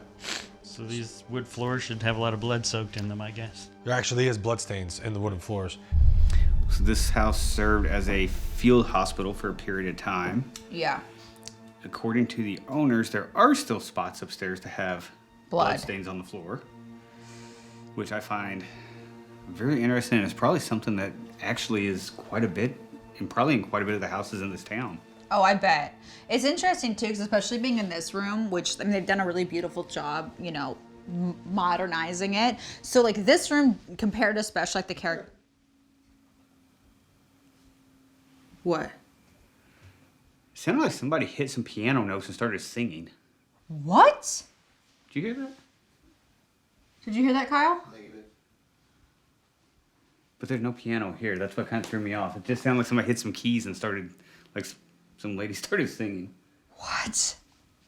Yeah, so it's interesting. I'm excited to be here because, you know, a place that has seen so many bodies carried in and out of here, the blood, in terms of the theory that if you have someone face a death or a big injury, it's supposed to leave some sort of emanation or ghosts. Yeah. So if we were going to find something, this would be a place where I would think that you would find a signal. So we're in a town that has a very bloody mythos about a big battle that is considered one of the most deadly one-day battles in the Civil War. There's plethora of ghost stories in this town. In fact, I've walked around and every single individual I've talked to has not seen a ghost, but they've heard lots of ghost stories. There's a battlefield area here where a lot of people do recreations. And there's a lot of stories that people see Confederate and Union soldiers, even in the daytime, and they hear cannon fire. I think these are basically created by people's imagination. But you can imagine they probably burned a lot of bloody rags and other things in this fireplace. Yeah, and the story goes, right, out of this window, this is the side of the house, right out of here, there's so many amputated limbs, and they would just kind of throw them out the window. So it's like you'd be just like over here tending to sick people. You look out the window, you don't see that field or that creek there anymore. You just see a bunch of severed hands and arms and legs. So basically, you could be standing here and I could say, "Give me a hand." We can take these in the master bedroom. Hell yeah. I'm gonna hit record. Yeah. So I'm gonna turn the motion detector on. I'm just gonna kind of angle it out of that room just a little bit on the middle step. Okay. That way it'll catch if anything, it should catch if anything comes down or goes up the steps or into this room. It should be covering this whole, No, that makes sense. this whole Do seat we have any area. camera on that or no? Yes, I have a camera right here. Oh, perfect, cool. I'm gonna go ahead and set this on the bed. It's kind of interesting that they have the bed blocking the fireplace, which that's a huge mantle. People have to remember, the battles back then were totally brutal. Yeah. And it often went to hand-to-hand combat because it took a long time to reload, and so that's why you had bayonets and you had knives. Fighting was like really close. So Yeah. in terms of if there was traumatic energy in the theory of people dying, I would expect this place to be soaked with it. Right over here, this is where a cannonball came in. They sealed it from the outside so bugs and critters and varmints won't get in, but that's it, man. Right, so not only did this area see a lot of combat, but as I understand it, a lot of bodies are buried around this house. All around it, all around it. There's too many to count. I want to go upstairs. I think upstairs is where the bloodstains are, right? Yeah. There's. Oh, here we go. Alrighty. So this looks like some more battle damage since he's got it kind of preserved. Yep. They put it over there. Not sure if it's a cannon, but it's something. Those are the original bloodstains here from people because they were constantly doing surgeries, amputations. It's gnarly. And they never washed it out. Yeah, I understand that it's better to do the amputations on the top floor because the bottom floors had much more flea infestations. I'm not sure why, but that's what several folks in the town have told me. So, oh, really? And then they would be actually tossing the limbs outside the window. So I did a sweep of the room just to see if there's any high EMF naturally or anything. Nothing. Nothing at all, okay. No. I'm gonna go ahead and shut this door.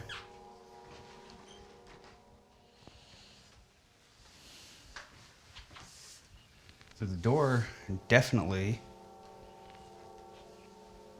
will not stay open on its own. No. Is that a heavy door? It's a fairly heavy door. The other thing that we have happen to us a lot is in our bedroom, that doorknob will turn and that door will pop open. Can I feel it? Oh, yeah. I got a lot of voltage happening here. All right. I'm curious, what was this room used for during your time here? That was where the pressure light went off right before you asked that. But just pressure. Did it? Yeah. Oh, there went again. Yeah. Pressure changes already. There's no temperature change. Is there somebody here trying to communicate with us right now and is touching that box on the bed? If so, could you make the light go off one more time, please? In terms of a theoretical place of where you're going to detect something, Yeah. I would say that this would be in the top 10 because of all the trauma, the cannon holes, the blood, the amputations, the battle. So for me, going into this as an investigator, keep an open mind, if that theory is true, then my hope is that we would actually find some sort of signal here. Yeah. Plus, there's all the reports of people who are seeing stuff all the time. Got out there on the battlefield, and then hopefully those reports are true. What are you thinking we do? You think you want to just like sit in this room for a little bit? Do you have... I got a motion detector and I got a tri-field. Once you get the tri-field, okay, I'll stay up here and see if I sense anything. Okay. I'm the least likely probably to sense something, though I'm a pretty sensitive guy, so who knows? Are you the person that sometimes comes up and knocks on the door to this bedroom? Lisa and Pete said that they would be in bed and hear somebody knocking on the door. What did they want? Kevin grabs a few of the artifacts found on site to use as trigger objects. So here on the table, we have some items that when they had tore down the wall here to expand, these items were found in the walls and in the yard. Original belt buckles. So I'm gonna take a couple of these items into the room there and see if we can maybe get some interaction with them. And what's very different about this place is it's not worn down like a lot of the places that we've been in terms of uneven floors. It's also not super cold. So I imagine the insulation in this place is a lot better. Oh yeah. Especially compared to, other spots, even in this town.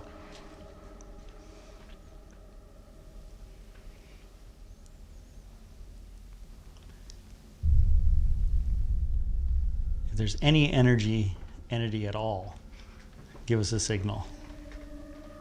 So in a lot of haunting stories and horror films, there's always bugs or lots of flies. Look at this over here. Yeah. So some of them are still wiggling around. Yeah. Now, I'm not saying it's proof of anything other than the fact that it's really damn creepy. It's Amityville, dude. There's something about Ville. A wide Ville. This table is just covered in dead flies. Kevin and Malia attempt to contact the Civil War soldier reportedly seen upstairs. Is there a soldier in here that watches over people when they sleep? So a lot of people in this town say that they often see a Confederate soldier walking the street that they have given the name Sam to.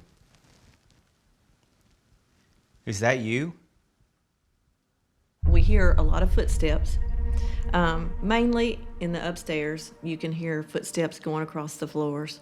We have people come from all over the place, so they were camping in our backyards in campers, and 2 weeks before they came, I was upstairs in one of the bedrooms, and I heard my rings fling across the room. So we went in, and I looked after I got my hands all cleaned up to see if I could find it. So I found the diamond, but I never found the wedding band. Well, our daughter got up in the middle of the night, and she got us all up, and she said there was been a soldier in her camper, and he was standing over her with a wedding band. What? They knew nothing. They knew nothing about any of this.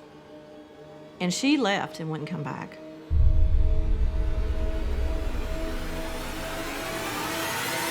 I'm gonna run down and grab the tablet.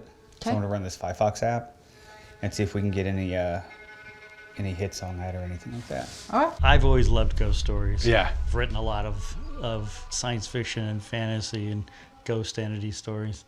But it's more of like catching the virus of this town in terms of their mythology. Okay. Because every single person in this town has multiple stories. The other thing I think is interesting is all the people I've talked to, from my side of just randomly walking around, none of them have actually seen something themselves. It's all secondhand. But they have plenty of stories of things that have happened from other people. Wait, hold on. Am I smelling the candle? Like legitimately, I'm smelling something really sweet, and I know there is a really fragrant candle downstairs. There's also the smell of muffins. Does anybody else smell that sweet smell? Were you smelling it before? No. Me either. I'm not kidding you. I'm getting a fucking whiff of muffins, or like sweet. It is really strong. Hold on, I'm gonna take this. I want to go up. Are you guys okay going up? I want to hold on.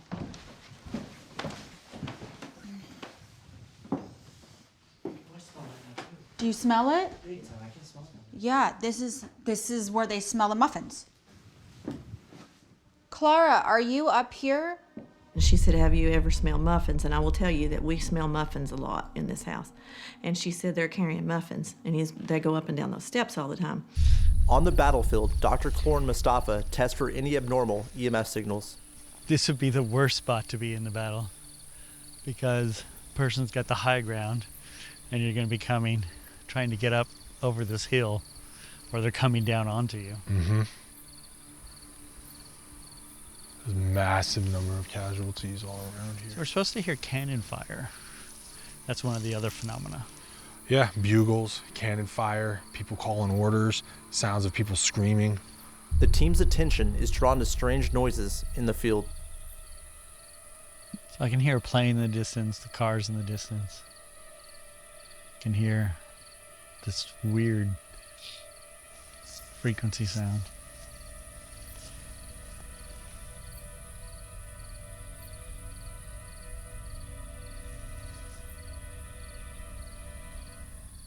Some in the grass.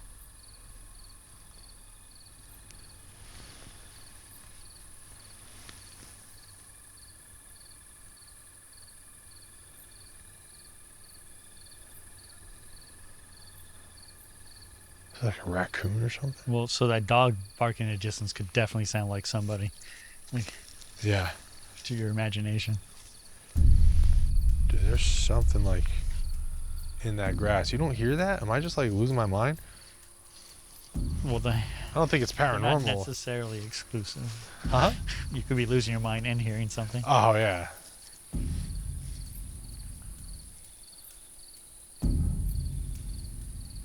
Right, I find it interesting because that's really far away, Uh-huh. where you can hear it. So I think one of the things that we know from standing out here is just how far sound is traveling. Yeah.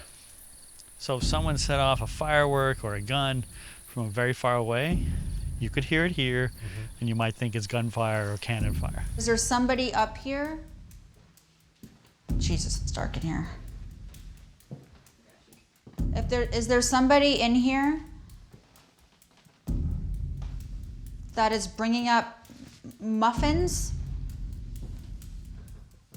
We can all smell them, and they smell delicious. If there's somebody up here that is carrying muffins, can you come up and touch this device so I know that you're here? So Malia, right when you started smelling muffins, we did get a pretty good drop in pressure. Oh, that's strange. About the time that you started saying you smelled muffins and started heading upstairs. Weird. It's hard for me to accurately, this is not smell-o-vision, I wish it was.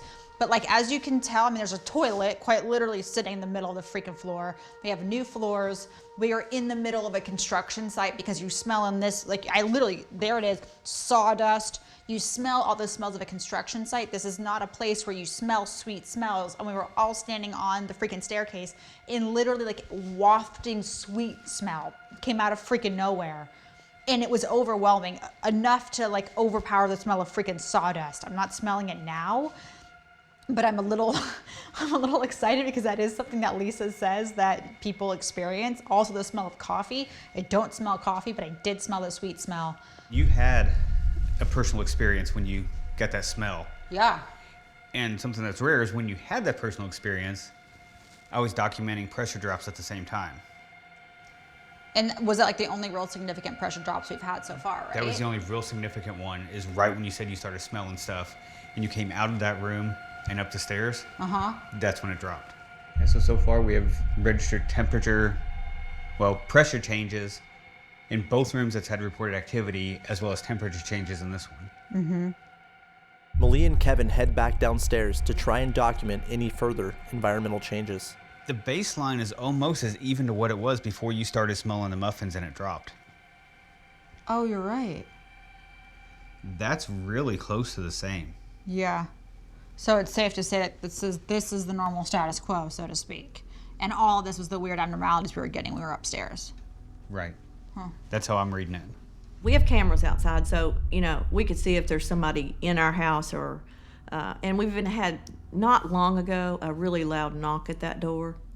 On your bedroom door? On our bedroom door. No, and thank so you. we get up, you know, my husband gets up, gets the gun, we go look, there's nothing. We get the cameras, we go back out and look on the recordings, there's nothing. Well, let's try this. You stay in here and shut this door. Okay. I'm gonna go out, I'm gonna knock on the outside door. Okay. Then I'm gonna come inside and knock on this door. Cool, let's do it. And let's see what the difference in the sound and the tone is. If they sound similar Or totally or if different. it's definitely this door that was getting knocked on. Yeah, okay, good. I like it. It's pretty fucking loud.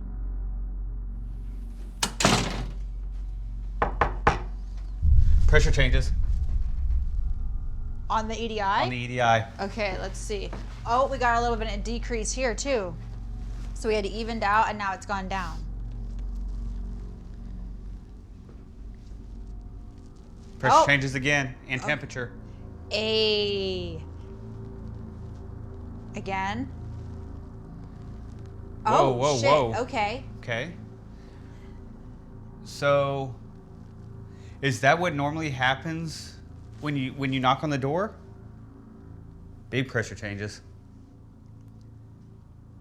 Whoa. Feels a little different in here too, doesn't it? Yeah.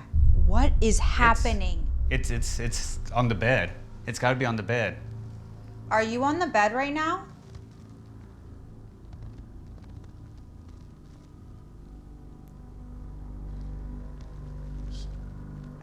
Sorry. Are you? I don't know what to ask. We're getting such dramatic pressure and temperature changes right now, and it's still dropping on the graph.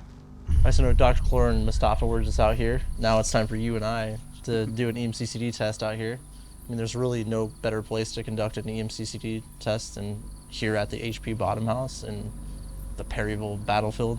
And you hear about countless numbers of people seeing Confederate and Union soldiers out here. So you think about HP Bottom being here, you think about the fact that his entire farm was overtaken by Union and Confederate soldiers, and he was here looking out over at what was once a rock wall, and that's where a lot of the fighting started. So I think that we take the MCCD over there, start recording, see what we can find. Check this out here, look at how clear this is. So where we're shooting out is this high grass line you're seeing right here was actually where there was once a rock wall, and that rock wall was where a lot of the fighting began here on this property at the Bottom Farm and what is now known as the Battle of Perryville. What's really, I mean, unbelievable to see with this camera is it is pitch black out there. You cannot see anything, but you can see the skyline absolutely perfectly. I mean, it looks like this is daytime. And again, you know, a lot of awful things happen on that field, a lot of vicious battles, and I can't imagine what it was like to be here in person for that event. I could sit here and watch this thing all night. There we go. Yep. Look at this. What? Whoa, look at this. What the hell is that? Look at this. Look at this. What the hell is that? Can you see anything with your visual eye? I don't see anything. Look at this, it's going across the field.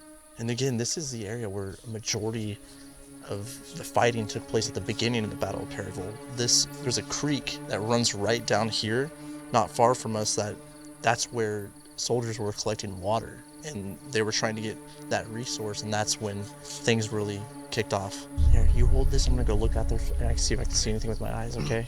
I just came down here to look if we were seeing any planes. I just put my flashlight over this line that you can clearly see is like high grass, and I saw eyes peering back. I don't know if it's animal, but whatever it is tall. It could be a deer maybe, but I did not hear any footsteps. That was actually really scary, dude. And thing to keep in mind too, these leaves, you would hear this. Yeah.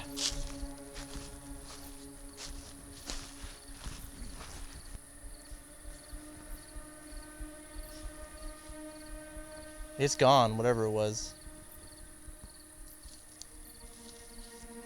That was actually pretty scary. I mean, I think it's possibly an animal, but that was very strange. Did not hear any movement or rustling within the high grass or the leaves. What is it? I can't tell. It's 4 legs. Is it elk? No, I can't tell, but it's 4 legs.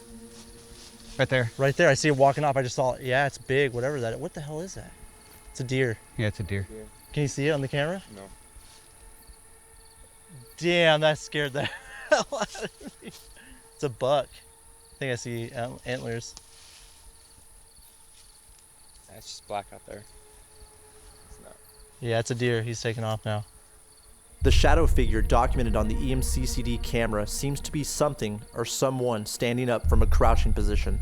Is this one of the soldiers that was killed in the Battle of Perryville, or is it somehow related to the deer Kevin and I saw? After the EMCCD session, I headed into the HP Bottom House to conduct a solo investigation that would hopefully yield an answer. Hello?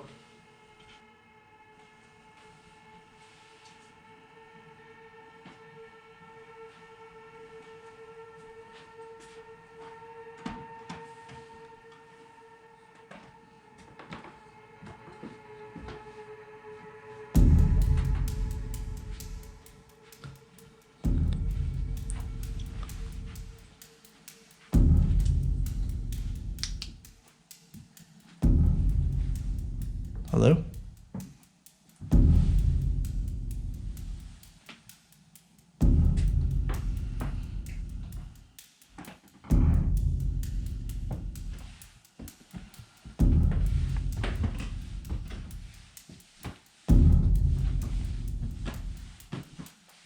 I hear you walking in here.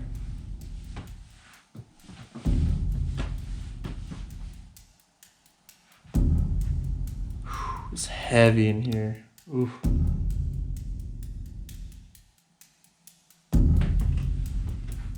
Ooh.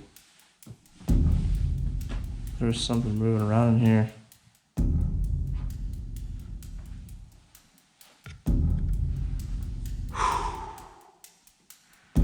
It is so heavy in here right now.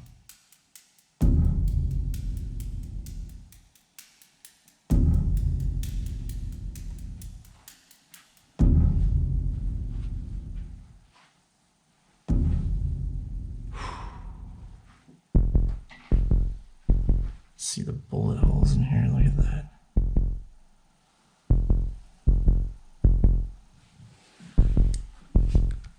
So crazy. You can feel it in here. It's so heavy in here right now. So Kevin and I had a couple strange things happen, and I'm really curious to see if there's any way that we recreate it or we experience anything similar. So the first thing we should do is go into this room. So we were in this room because the main claim in this room, this is where Lisa and her husband sleep, and they will hear a knock on this door. And so what Kevin and I did was he went out and he knocked on the front door. We closed this, first of all, we closed this door. Then Kevin went outside, knocked on the front door to see how loud it was in here. Then he knocked on this door to see how significantly louder it was, which it was. It scared me shitless each time, even though it was gonna happen. So that happened a couple times, and then we had some strange things happen in here directly after we did it. So I'm kind of curious to see if I recreate what he did to see if we get the same thing. Were any of the strange things associated with opening and closing the doors? It was, but it was after, so we had definitely, so on the tablet, on the app, it definitely registered a difference in pressure. But what was happening here was the exact same kind of activity that we got at the Carrick Parks house. Yeah, when you and I were talking about energy and going Yes. through. I like that. That was fun. Whoa. Well, see, I'm talking about releasing the energy and now it's This is interesting. So we're going to try to recreate an experiment that Kevin and Malia did. And I'll reserve judgment, as in I won't put any speculation. So right now we're not getting anything. The only signal we're getting on the pressure is really normal fluctuations. So yeah, you can hear the door.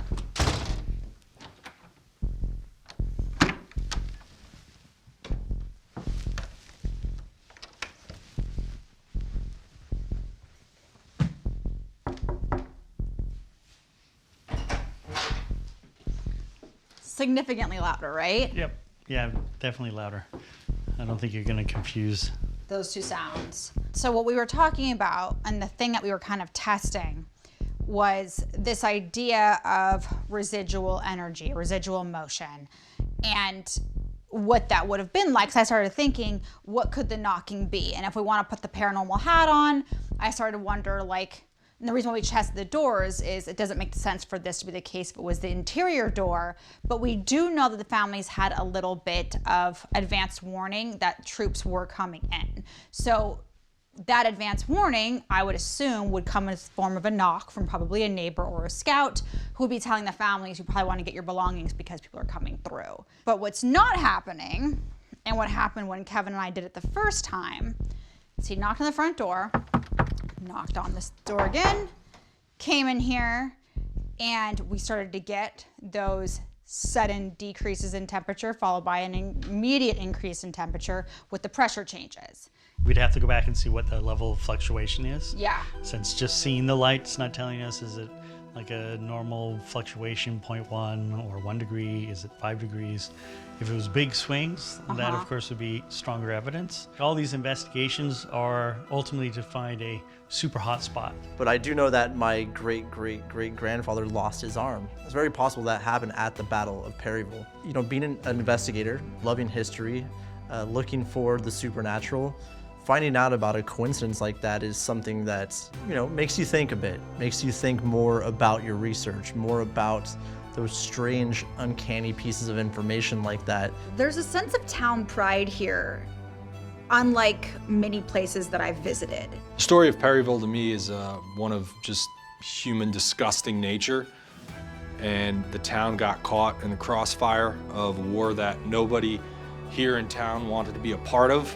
The Battle of Perryville was not supposed to happen. By pure chance, an unplanned conflict turned the small town into the site of one of the Civil War's bloodiest battles. Are the remnants of this violent event manifesting in otherworldly ways? While we cannot say for certain, we did document significant data that strongly suggests something strange is taking place in Perryville, which warrants even further research and investigation.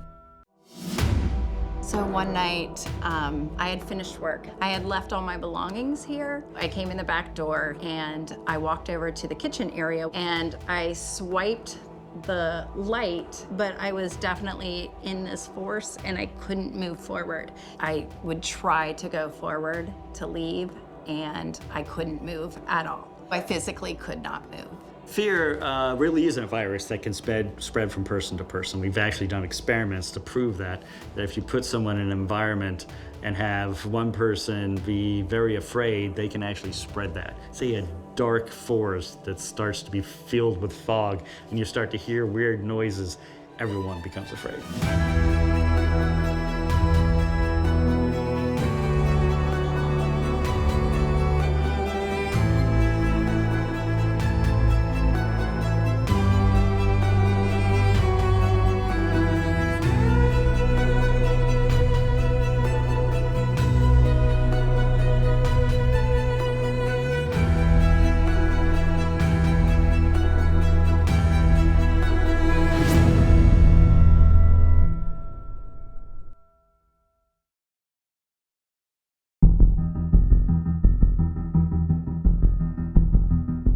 All right, guys, so Shine House, we have Dr. Harry Clore, world-renowned scientist, good friend of mine, actually joining us on this investigation. We're here at the center of the Kentucky anomaly. I guess there's really no better person to have than a world-renowned scientist to try and help us see if that affects, you know, the said haunted location we're investigating. Well, yeah, I mean, we really set up a huge thesis for ourselves on these next crop of investigations. And having him here in Somerset to further that research that we're doing and to like add more, maybe he can help, he can help guide us. He can help like show us like, hey, how do we marry paranormal theory with scientific protocol? And I think having him here to like help us guide us through that and to walk that line and to see where we can blend paranormal theory with scientific research. I'm just excited to see how he works.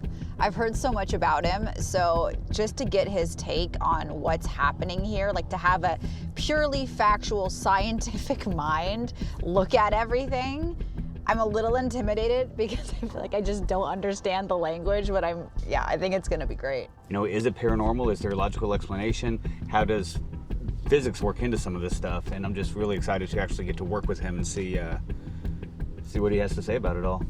And I'm going to be interested to see what he thinks about us using the devices that you introduced, Kevin, you know, the Kestrel, environmental data loggers. Maybe he can come up with some like cool ways that we can implement that in our experiments. And I want him to tell us about our experiments. What are our ideas? What can be, you know, tweaked? What should we stay away from? What to look for, basically. Like, what would he, as a scientist, want to see data-wise when it comes to paranormal activity? What would have him convinced that, oh wow, something spooky is happening here? What environmental data points, what evidence can we collect, what environmental triggers can we document? What are those things that are gonna make him, a scientist, say, that shit's spooky? All right, Chris, if you wouldn't mind introducing yourself and letting us know your relationship with this incredible place. Absolutely. My name is Chris George, and I'm the owner of the Shine House. We've owned it since, I guess we bought it in May of 2016, and it is one of the most beautiful homes here in Somerset. You know, it's interesting because I've been very anxious to get to Somerset. I have heard a lot of crazy things about Pulaski County in general, but this home I feel is really unique because there haven't been a lot of owners, which is not something that's very typical of a home built in the 1880s. You usually have lots of different families that have come through its walls. So I want to jump into the history a little bit of this house. I'm curious what you know of this house. So I know that the house was built in 1885. It was one of the first 6 homes that was actually built on Main Street here in Somerset. And I know that the Girdler family owned this home for many years. And it served in a number of roles. I know that at one point it was actually a funeral home. I have friends of mine that actually remember being children and seeing, caskets and other things that were stored out in the garage, and stories about them preparing bodies in the basement, and some other things. So there's certainly, for a lot of folks my age, at this point is getting older, that were children growing up and being around this house, it certainly has carried a lot of mystique and mystery through the years. I'm really into the history of one of the people that lived here. So the Girdler family, because before this was the Shine House, it was known as the Maud Girdler home. I mean, she lived her entire life in this house. She would pass in her late 90s in the home. And she's an interesting character because, you know, she was never married. Right. And that's a little odd, right, for a woman of that time. Absolutely. What do you know about Maud? I know a little bit about Maud. She definitely had a mystique. She was a very, influential woman in the community. Her involvement in community activities and those things. But she was also a very big traveler and liked to travel around the world. Certainly there are, some local rumors about why she never married in those things. But she definitely has held the hearts of many people. And I think because she did live here for so long, she was an anchor in this community and really involved in just a lot of the, the different activities that went on throughout the years. Do you sense Maud here? Like, what is the paranormal activity that happens in this home?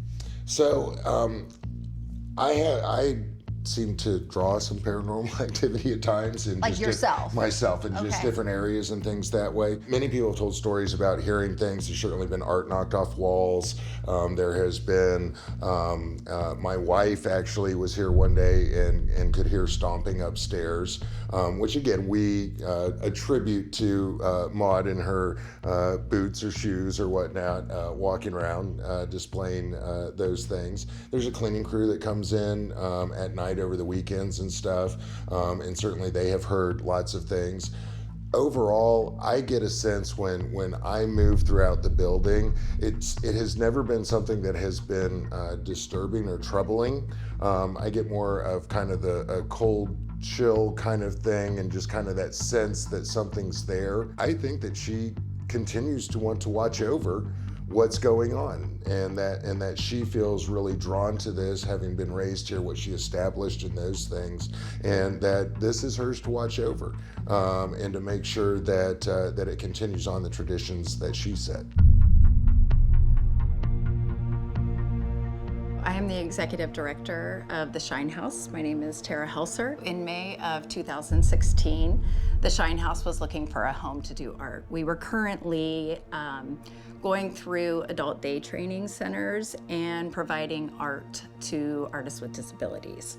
And we needed a home, and so By George Properties purchased this home, and we moved in and became a storefront.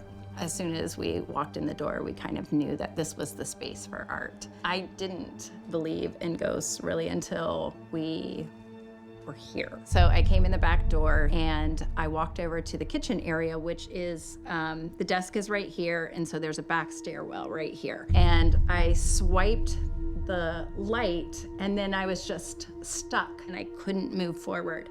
And it was just kind of like this moment where I felt you can be present and occupy the space during the day, but this is now my time. Physically could not move. People do get pushed downstairs here. About a week ago, my daughter and her husband and their daughter came in to do ceramics in the ceramic studio. Iris said that she felt such a presence on her back, like just kind of pushing her down the stairs. So it was time for her to go, so she just left.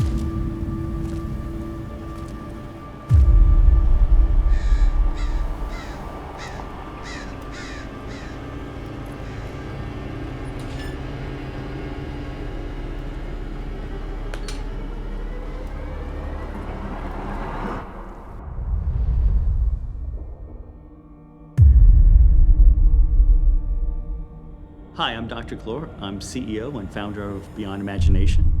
I'm a scientist, technologist, and inventor. I'm here today because there's all kinds of phenomena that still hasn't been explained by science. There's lots of speculation on supernatural phenomena. For me, it's not a matter of believing or not believing, it's a matter of actually investigating. So in order to determine, is it caused by natural phenomena? Is it something that we haven't detected before but is scientifically explainable? Or is it something that's beyond the normal senses that humans can perceive, but so far our instruments haven't?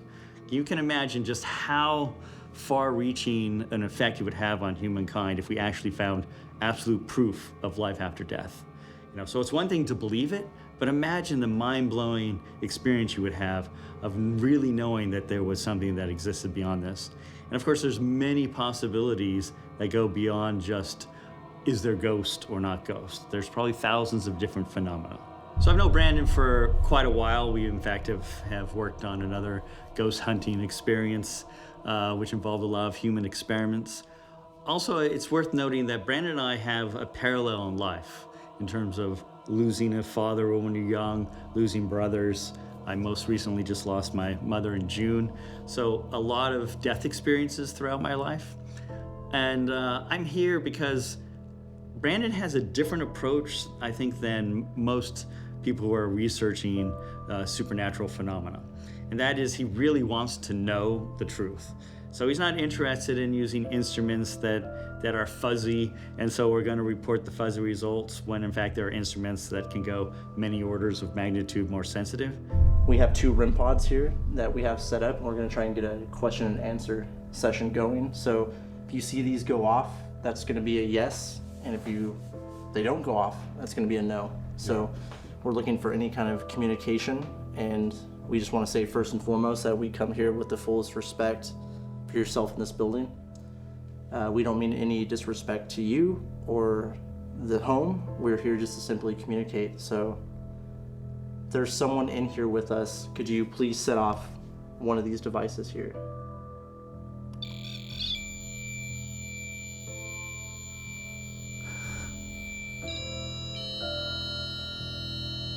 That's long. Whoa. All right, I think that's a yes, right? Yeah. He's interested in finding the truth, and so am I. So that's what brings us together, as well as our life experiences. Is this somebody who owned this building at one point in time that we're speaking with?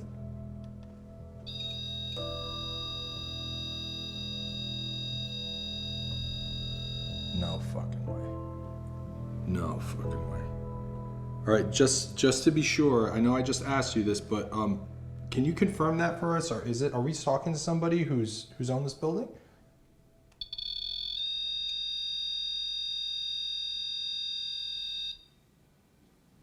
All right. Well, I mean, that's pretty amazing, but what's unfortunate about this is that it's bullshit. It's not true at all. You have a walkie-talkie here behind your back, and these devices are very, very, very easily triggered by walkies or any type of frequencies, really. So if you have a production crew with a bunch of communication devices, you got somebody with a cell phone, you could have somebody hiding in the closet over there from a distance setting these off. They could put them in specific places to say, hey, set that one off if you want to do it, and somebody will cue the walkie-talkie, and you notice I'm closer to that one, and that one has a bigger reaction than the one that's further away from the walkie. So this is why you will not see us use devices like this on Haunted Discoveries or any paranormal investigative work that Brandon and I do. If you want to use this stuff in your own personal investigations and closed type of sealed off experiments that you're doing, that's fine. But when it comes to a production crew, when we got sound people, camera people, folks walking around with walkies, people on their cell phones, interviewees who have their cell phones on, this is not evidence. You cannot say that this is proof that something's interacting with it. For me, what I want to see in terms of a paranormal investigation is an approach that looks at all the various variables, the environment.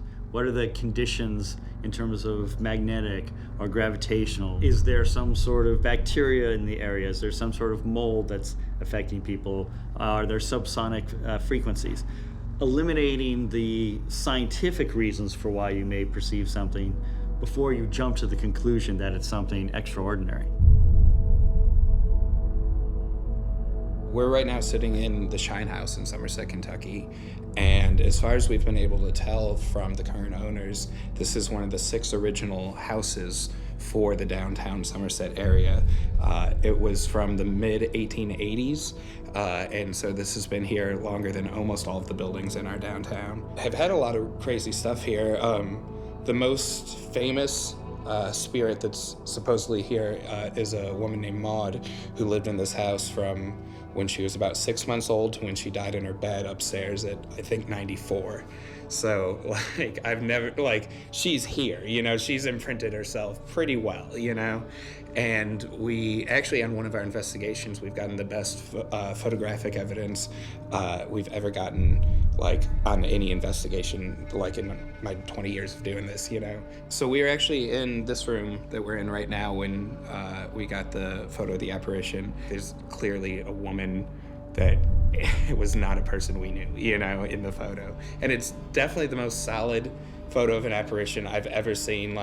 It's not, I don't think it's questionable that it's a human form and it's, a woman that is there, All right, Harry, thank you so much for joining us on this investigation. It's my pleasure. I've been looking forward to this for quite some time. Yeah, absolutely. So this is the team here. We got Mustafa, we got Malia, and we got Kevin. Good to meet you all. So you too, sir. I'm working with Mustafa a long time. I've known Kevin and Malia both for a long time. So it's cool to be out here and introduce one of my best friends to you guys as well. So We've heard a lot. Yeah, I've heard a lot about your guys' investigations. It's what's fired me up to come out here.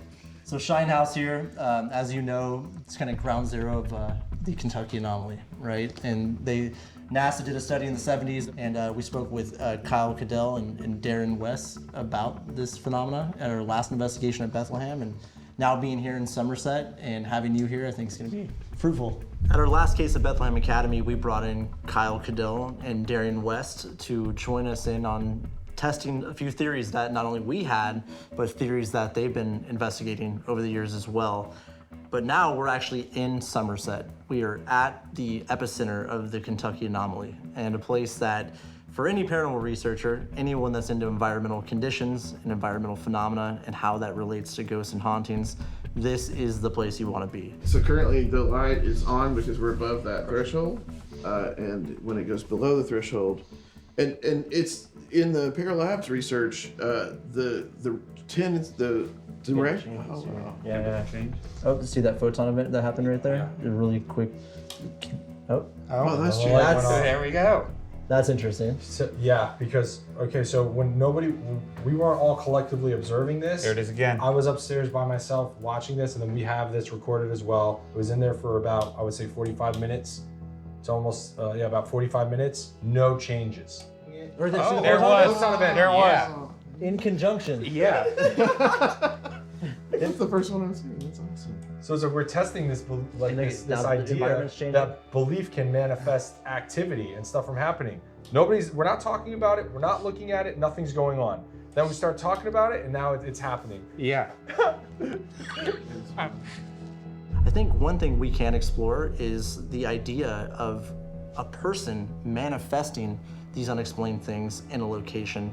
And that's something we did test with Kyle and Darian, and something that I think we can further test here at Shinehouse. And anytime you add a rocket scientist, I think that that's a recipe for success. Both gravitation and electromagnetic fields is one of my specialties in terms of looking at anomalies, actually at the start of my PhD. So I've studied the magnetic field maps as well as the gravitational anomaly maps, which are quite detailed, by the way. I think we're going to start with Malia, and Kevin are going to get Kyle, who's a resident here of Somerset, someone we worked with in the past, and you guys can get in here and check a few things out, and then Harry, myself, and Mustafa will go upstairs and give it a run as well. I don't need a detector because I am a detector. You are the detector, exactly. Yeah, I can detect stuff too. The psychic scientist. Psychic scientist. I like it. All right. And the big claim here is that any time artwork that is not in alignment with like traditional Judeo-Christian values, that artwork gets knocked off of walls and stuff. And they said they hung up a bunch of saucy pictures and paintings, I guess. They were downstairs, they had them attached to these mirrors, and all the mirrors just came crashing to the ground, glass everywhere. And not only those paintings that were flung off the mirrors, but there were other paintings on the walls that were flung off as well. Kyle, thank you so much for joining us again. It's Yeah. gonna be great to investigate together again. Shinehouse. Yeah. You've investigated here before. Yeah, we've done a few investigations here for the Shinehouse and one of the nonprofits in the town. We do like fundraising ghost hunts, and we've had a lot of positive activity here. You know, I don't think this is paranormal related, but myself, Brandon, and Mustafa was upstairs earlier on a call, and one of the paintings up there, just a piece of it just fell off on the floor, just randomly. Yeah, Right in which the middle of is our call. like one of the things that they say happens here is that if Maud's not crazy about something, she will take it down or move it, you know? Do you have a trusty friend with you? Which one? Oh my gosh, I didn't get it. Okay, I'll go get it. I'm gonna get the painting too. Oh yeah, we're gonna do something. So, yeah. The K2, do you have the K2? You mean this really powerful device? Oh man. The most, I think in the 25th century on Star Trek, they would probably use this device. Yeah. Yes, this is the premier ghost hunting device. It is the greatest one ever, and if there's any, oh my gosh, look at that. That must You're right, mean, it is premier. Yeah, you know. Look, you can tell. Is there a ghost here? Are you an evil ghost? Are you a good ghost? Okay, good, very good. Thank you so much. Do you like an iPhone? I guess so. It does like an iPhone. So it likes to detect them very well. So, as you guys have noted before, pretty much anything will set these off. This is just setting it off by just turning the iPhone on and off the screen. So you're not a reliable piece of equipment there, I would say. No, they're very popular, and a lot of people like to use them, but they're not well shielded at all. Anything can set it off, as you can see. Phone, walkies will set it off. But even just, what would be a good use for that? You could use it on an airplane, determine if somebody was on airplane mode, probably. I have so many questions about this house. Nothing about it is typical. Have you been into other homes, like historic homes in Somerset? Yeah, and this one is definitely unique. I guess I've never thought about it as much as we're talking about it now, but yeah, this one's definitely unique in the layout. somewhat, but it's still like close to the rest of them, you know? But I mean, this is very close to what a house would look like from this time period anyway. It's like just your average house. But now that we're picking it apart, there is a lot of, you know. Strange. Yeah. Like, On one of our investigations, of course, this is right next to the room that we got the photo in.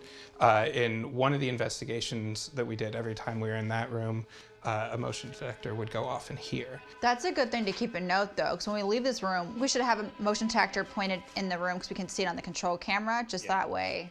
Yeah. That'll be crazy if we can if we get that as well. Yeah, that would be awesome. That'd be really cool. It's the whole issue that you and I have talked about before, which is having devices that have the appropriate detection range and the appropriate shielding, so that you're not getting false signals. Right. And it's key. So even if we detect something with this, when we figure it out, then let's get another device that's even more sensitive. We should have a stronger signal. If we don't, then it's a false signal. But like we were testing before, this device actually, like if I bring this over here, turn it on, it's not doing anything. A little bit. But nowhere near in the range as this other device. We get one blue dot. Which is one we like to use, and we've been using the Kestrel drops for environmental conditions and things like that, and this one seems to work pretty well in conjunction with those devices, especially when it comes to the temperature, pressure, and humidity, which has been something that we've seen in instances where we capture something that we can't quite explain. We are seeing changes in pressure. All right, so we set up the EMCCD camera and Zach's photon intensifier. So we have it on the staircase. That's where people report seeing this woman walking down. Angelique, I know she said that she saw somebody walking down the stairs. In a previous investigation at the Louisville Bourbon Inn, we were shocked to find that during an experiment we conducted with the photon intensifier, our EMCCD camera captured an unexplainable apparition. This strange figure was documented in the exact area where we also recorded a sharp change in barometric pressure earlier in the evening.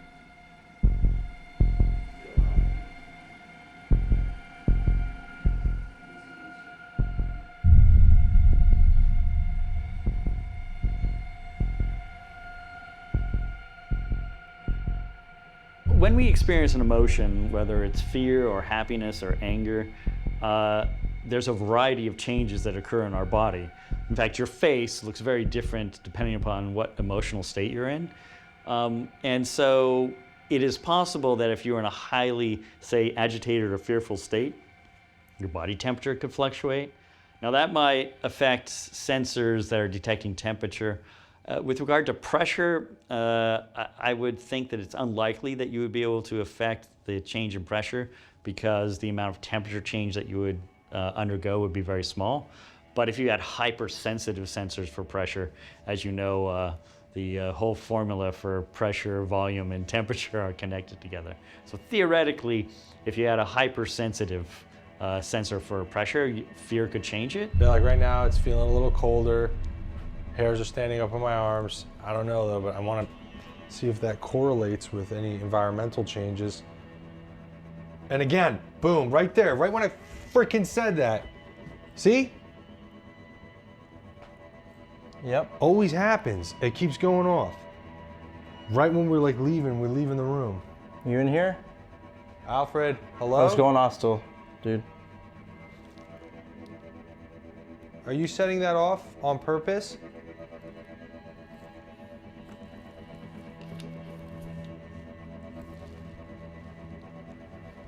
It's almost as if when we leave, that's what I experienced when I walked. Okay, it keeps going. We're right here. We're not here to disrespect you. Thank you. Can you clarify one more time if this is you changing the environment? Thank you. With everyone that works here at Shine House, they believe that Maud is the one manifesting the phenomena here.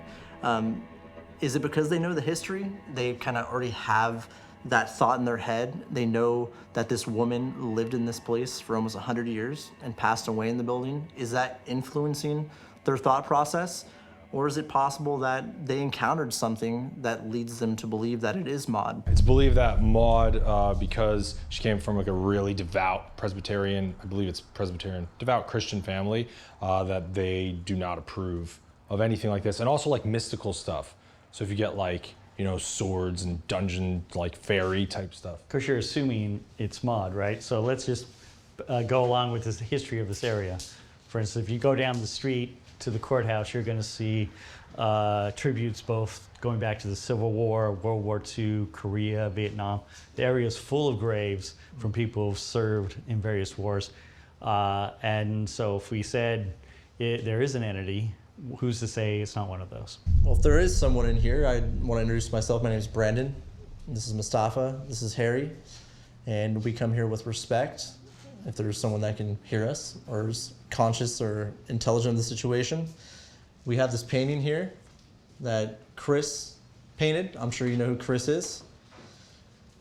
So if you can come up to this device right here with the red light on it, this kind of weird Apollo mission type device that's here. You can speak into that, or you can touch this green box I have in my hand. We can possibly detect your presence. So if you're here, can you come up and show us a sign of your presence, please? Maud, if you are here, on your mantle, looks like they've stocked it with a lot of books about Wiccan and magic rituals and crystals and stuff. How do you feel about that?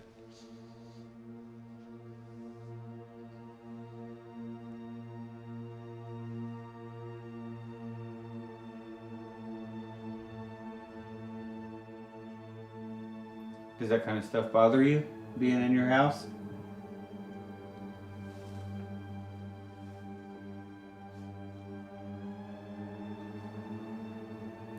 Is there anything you want to say to the people that put it there? All right. For some reason I picked this up and... I did every time I picked it up too. It's been doing that. You might want to reset it actually, because it's done that as well when I picked it up. Just that weird blue light right there. Whatever it is right. Try moving. Right here it stops. So it's picking up something from...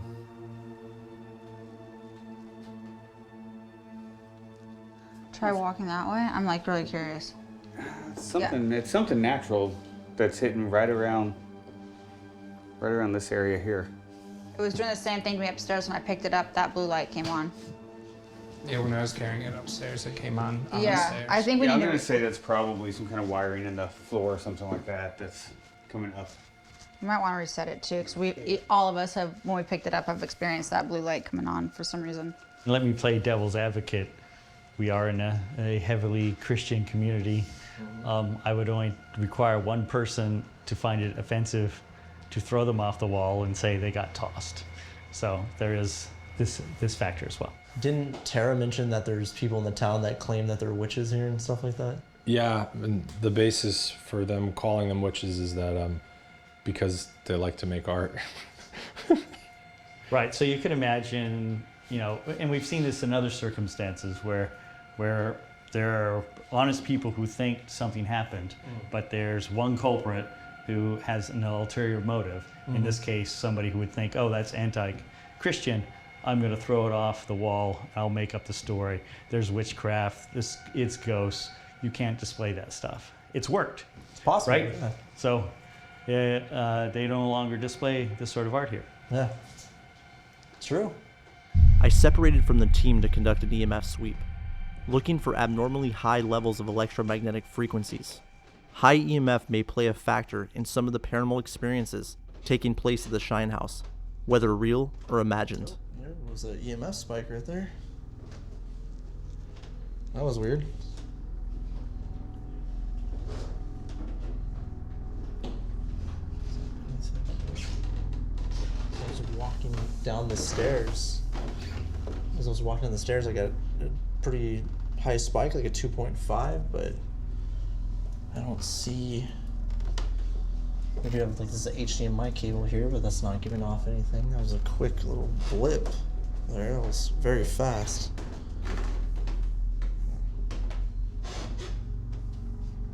That was strange. Okay.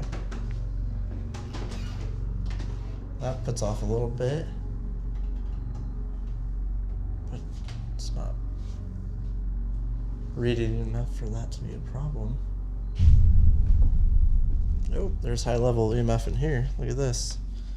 Step out of the threshold of the doorway there, and then right when you step in, that's like a 2.0, 2.5. The further you go, it's getting higher. This whole room has high EMF. About, there we go, 3.3, 3.0. Oh, temperature's changed now. That's interesting.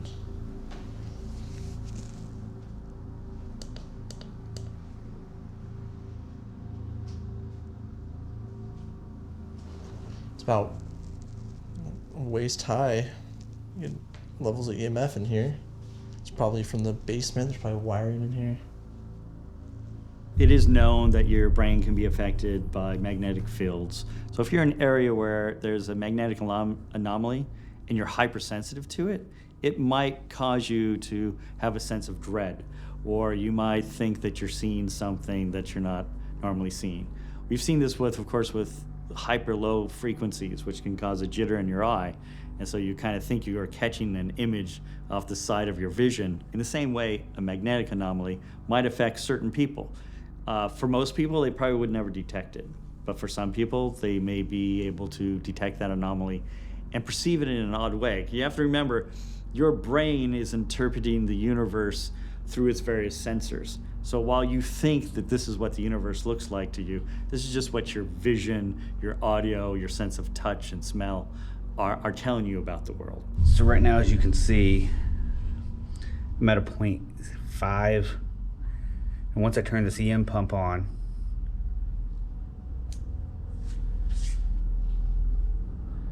we're jumping up to, the closer you get, we're up in the 30s,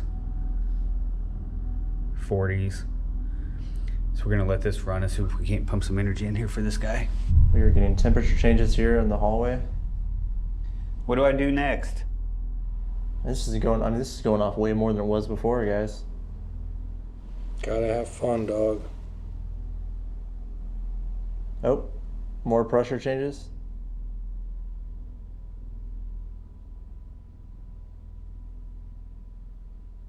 That's what gets going off like crazy now. Yeah. Oh. Whoa, whoa, whoa, whoa. Whoa. Just James' room? Keep playing, Kevin. Whoa.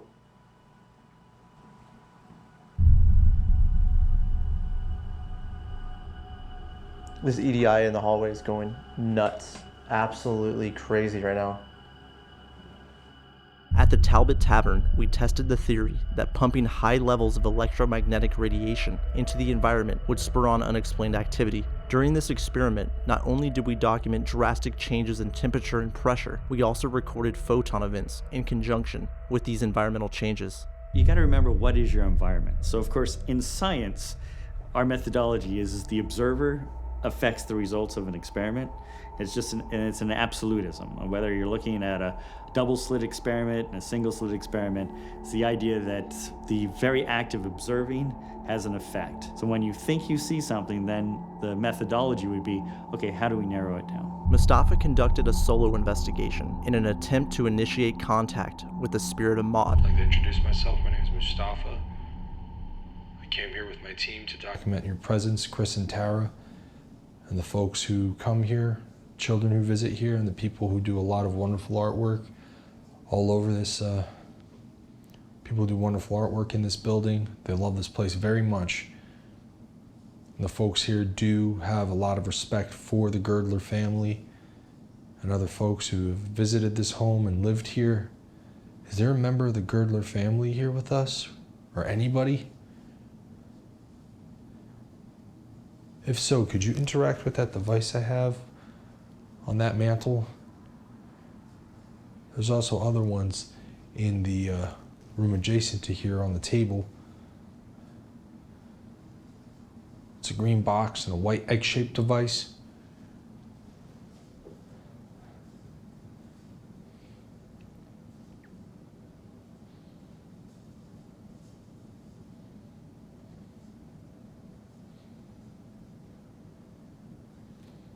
Okay, it jumped up to 1.8 milligauss.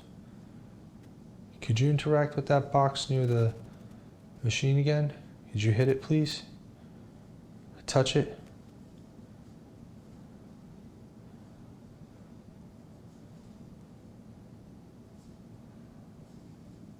Staying steady at 1.6. I'm not really seeing any fluctuations. It's going back down. When I was talking with Tara, I asked her about her experience multiple times.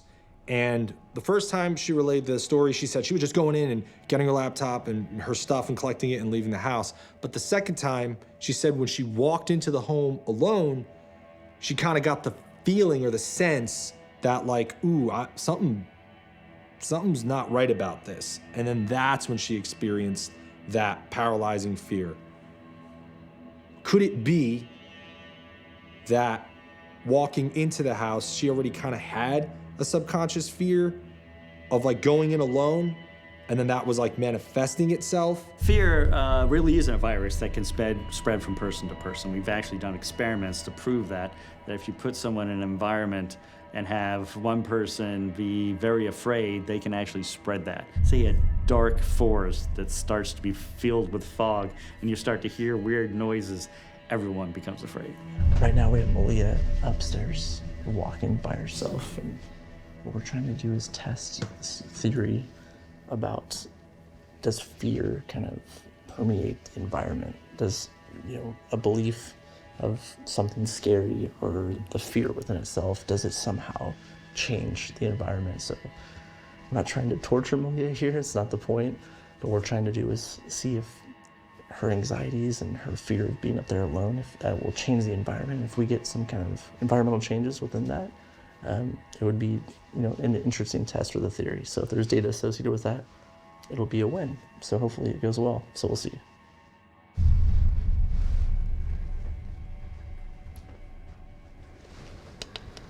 Okay.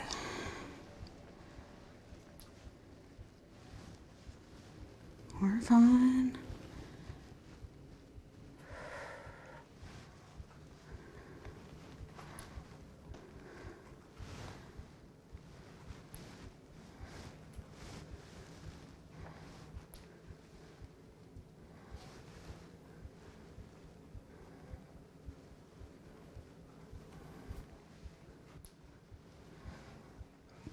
Oh shit. Okay.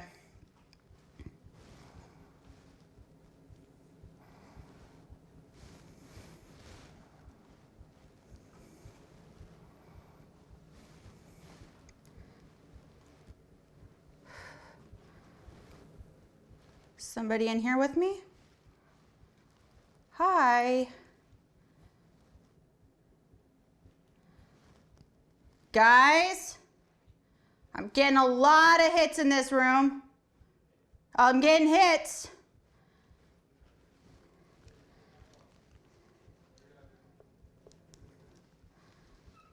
Sweetie, you good? Yeah.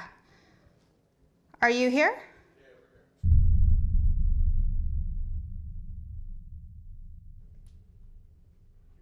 I'm getting that heat again. What was that?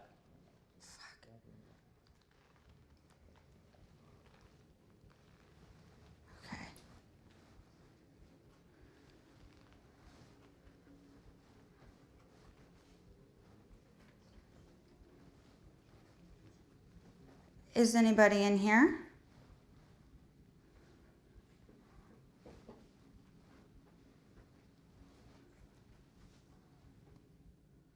Hey guys. Yes.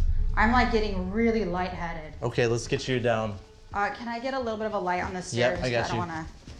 It's weird. I'm okay on You this. okay? I'm okay here.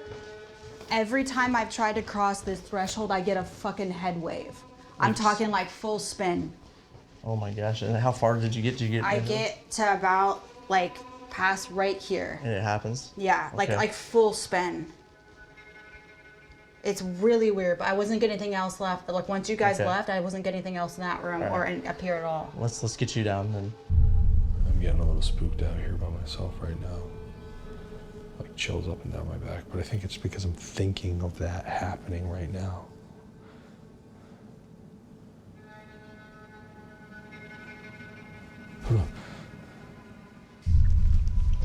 Let's see the paintings fly fall. Yeah. Damn. Whoosh. The paintings flying out. It's so bright up there. Oh my goodness. It is bright. Doesn't make for good cinematography, that's for sure. Oh boy. What was that? What was that? Well, I was switching between the rooms, and we went up to the upstairs room, and we were both commenting that it's just way too bright up there.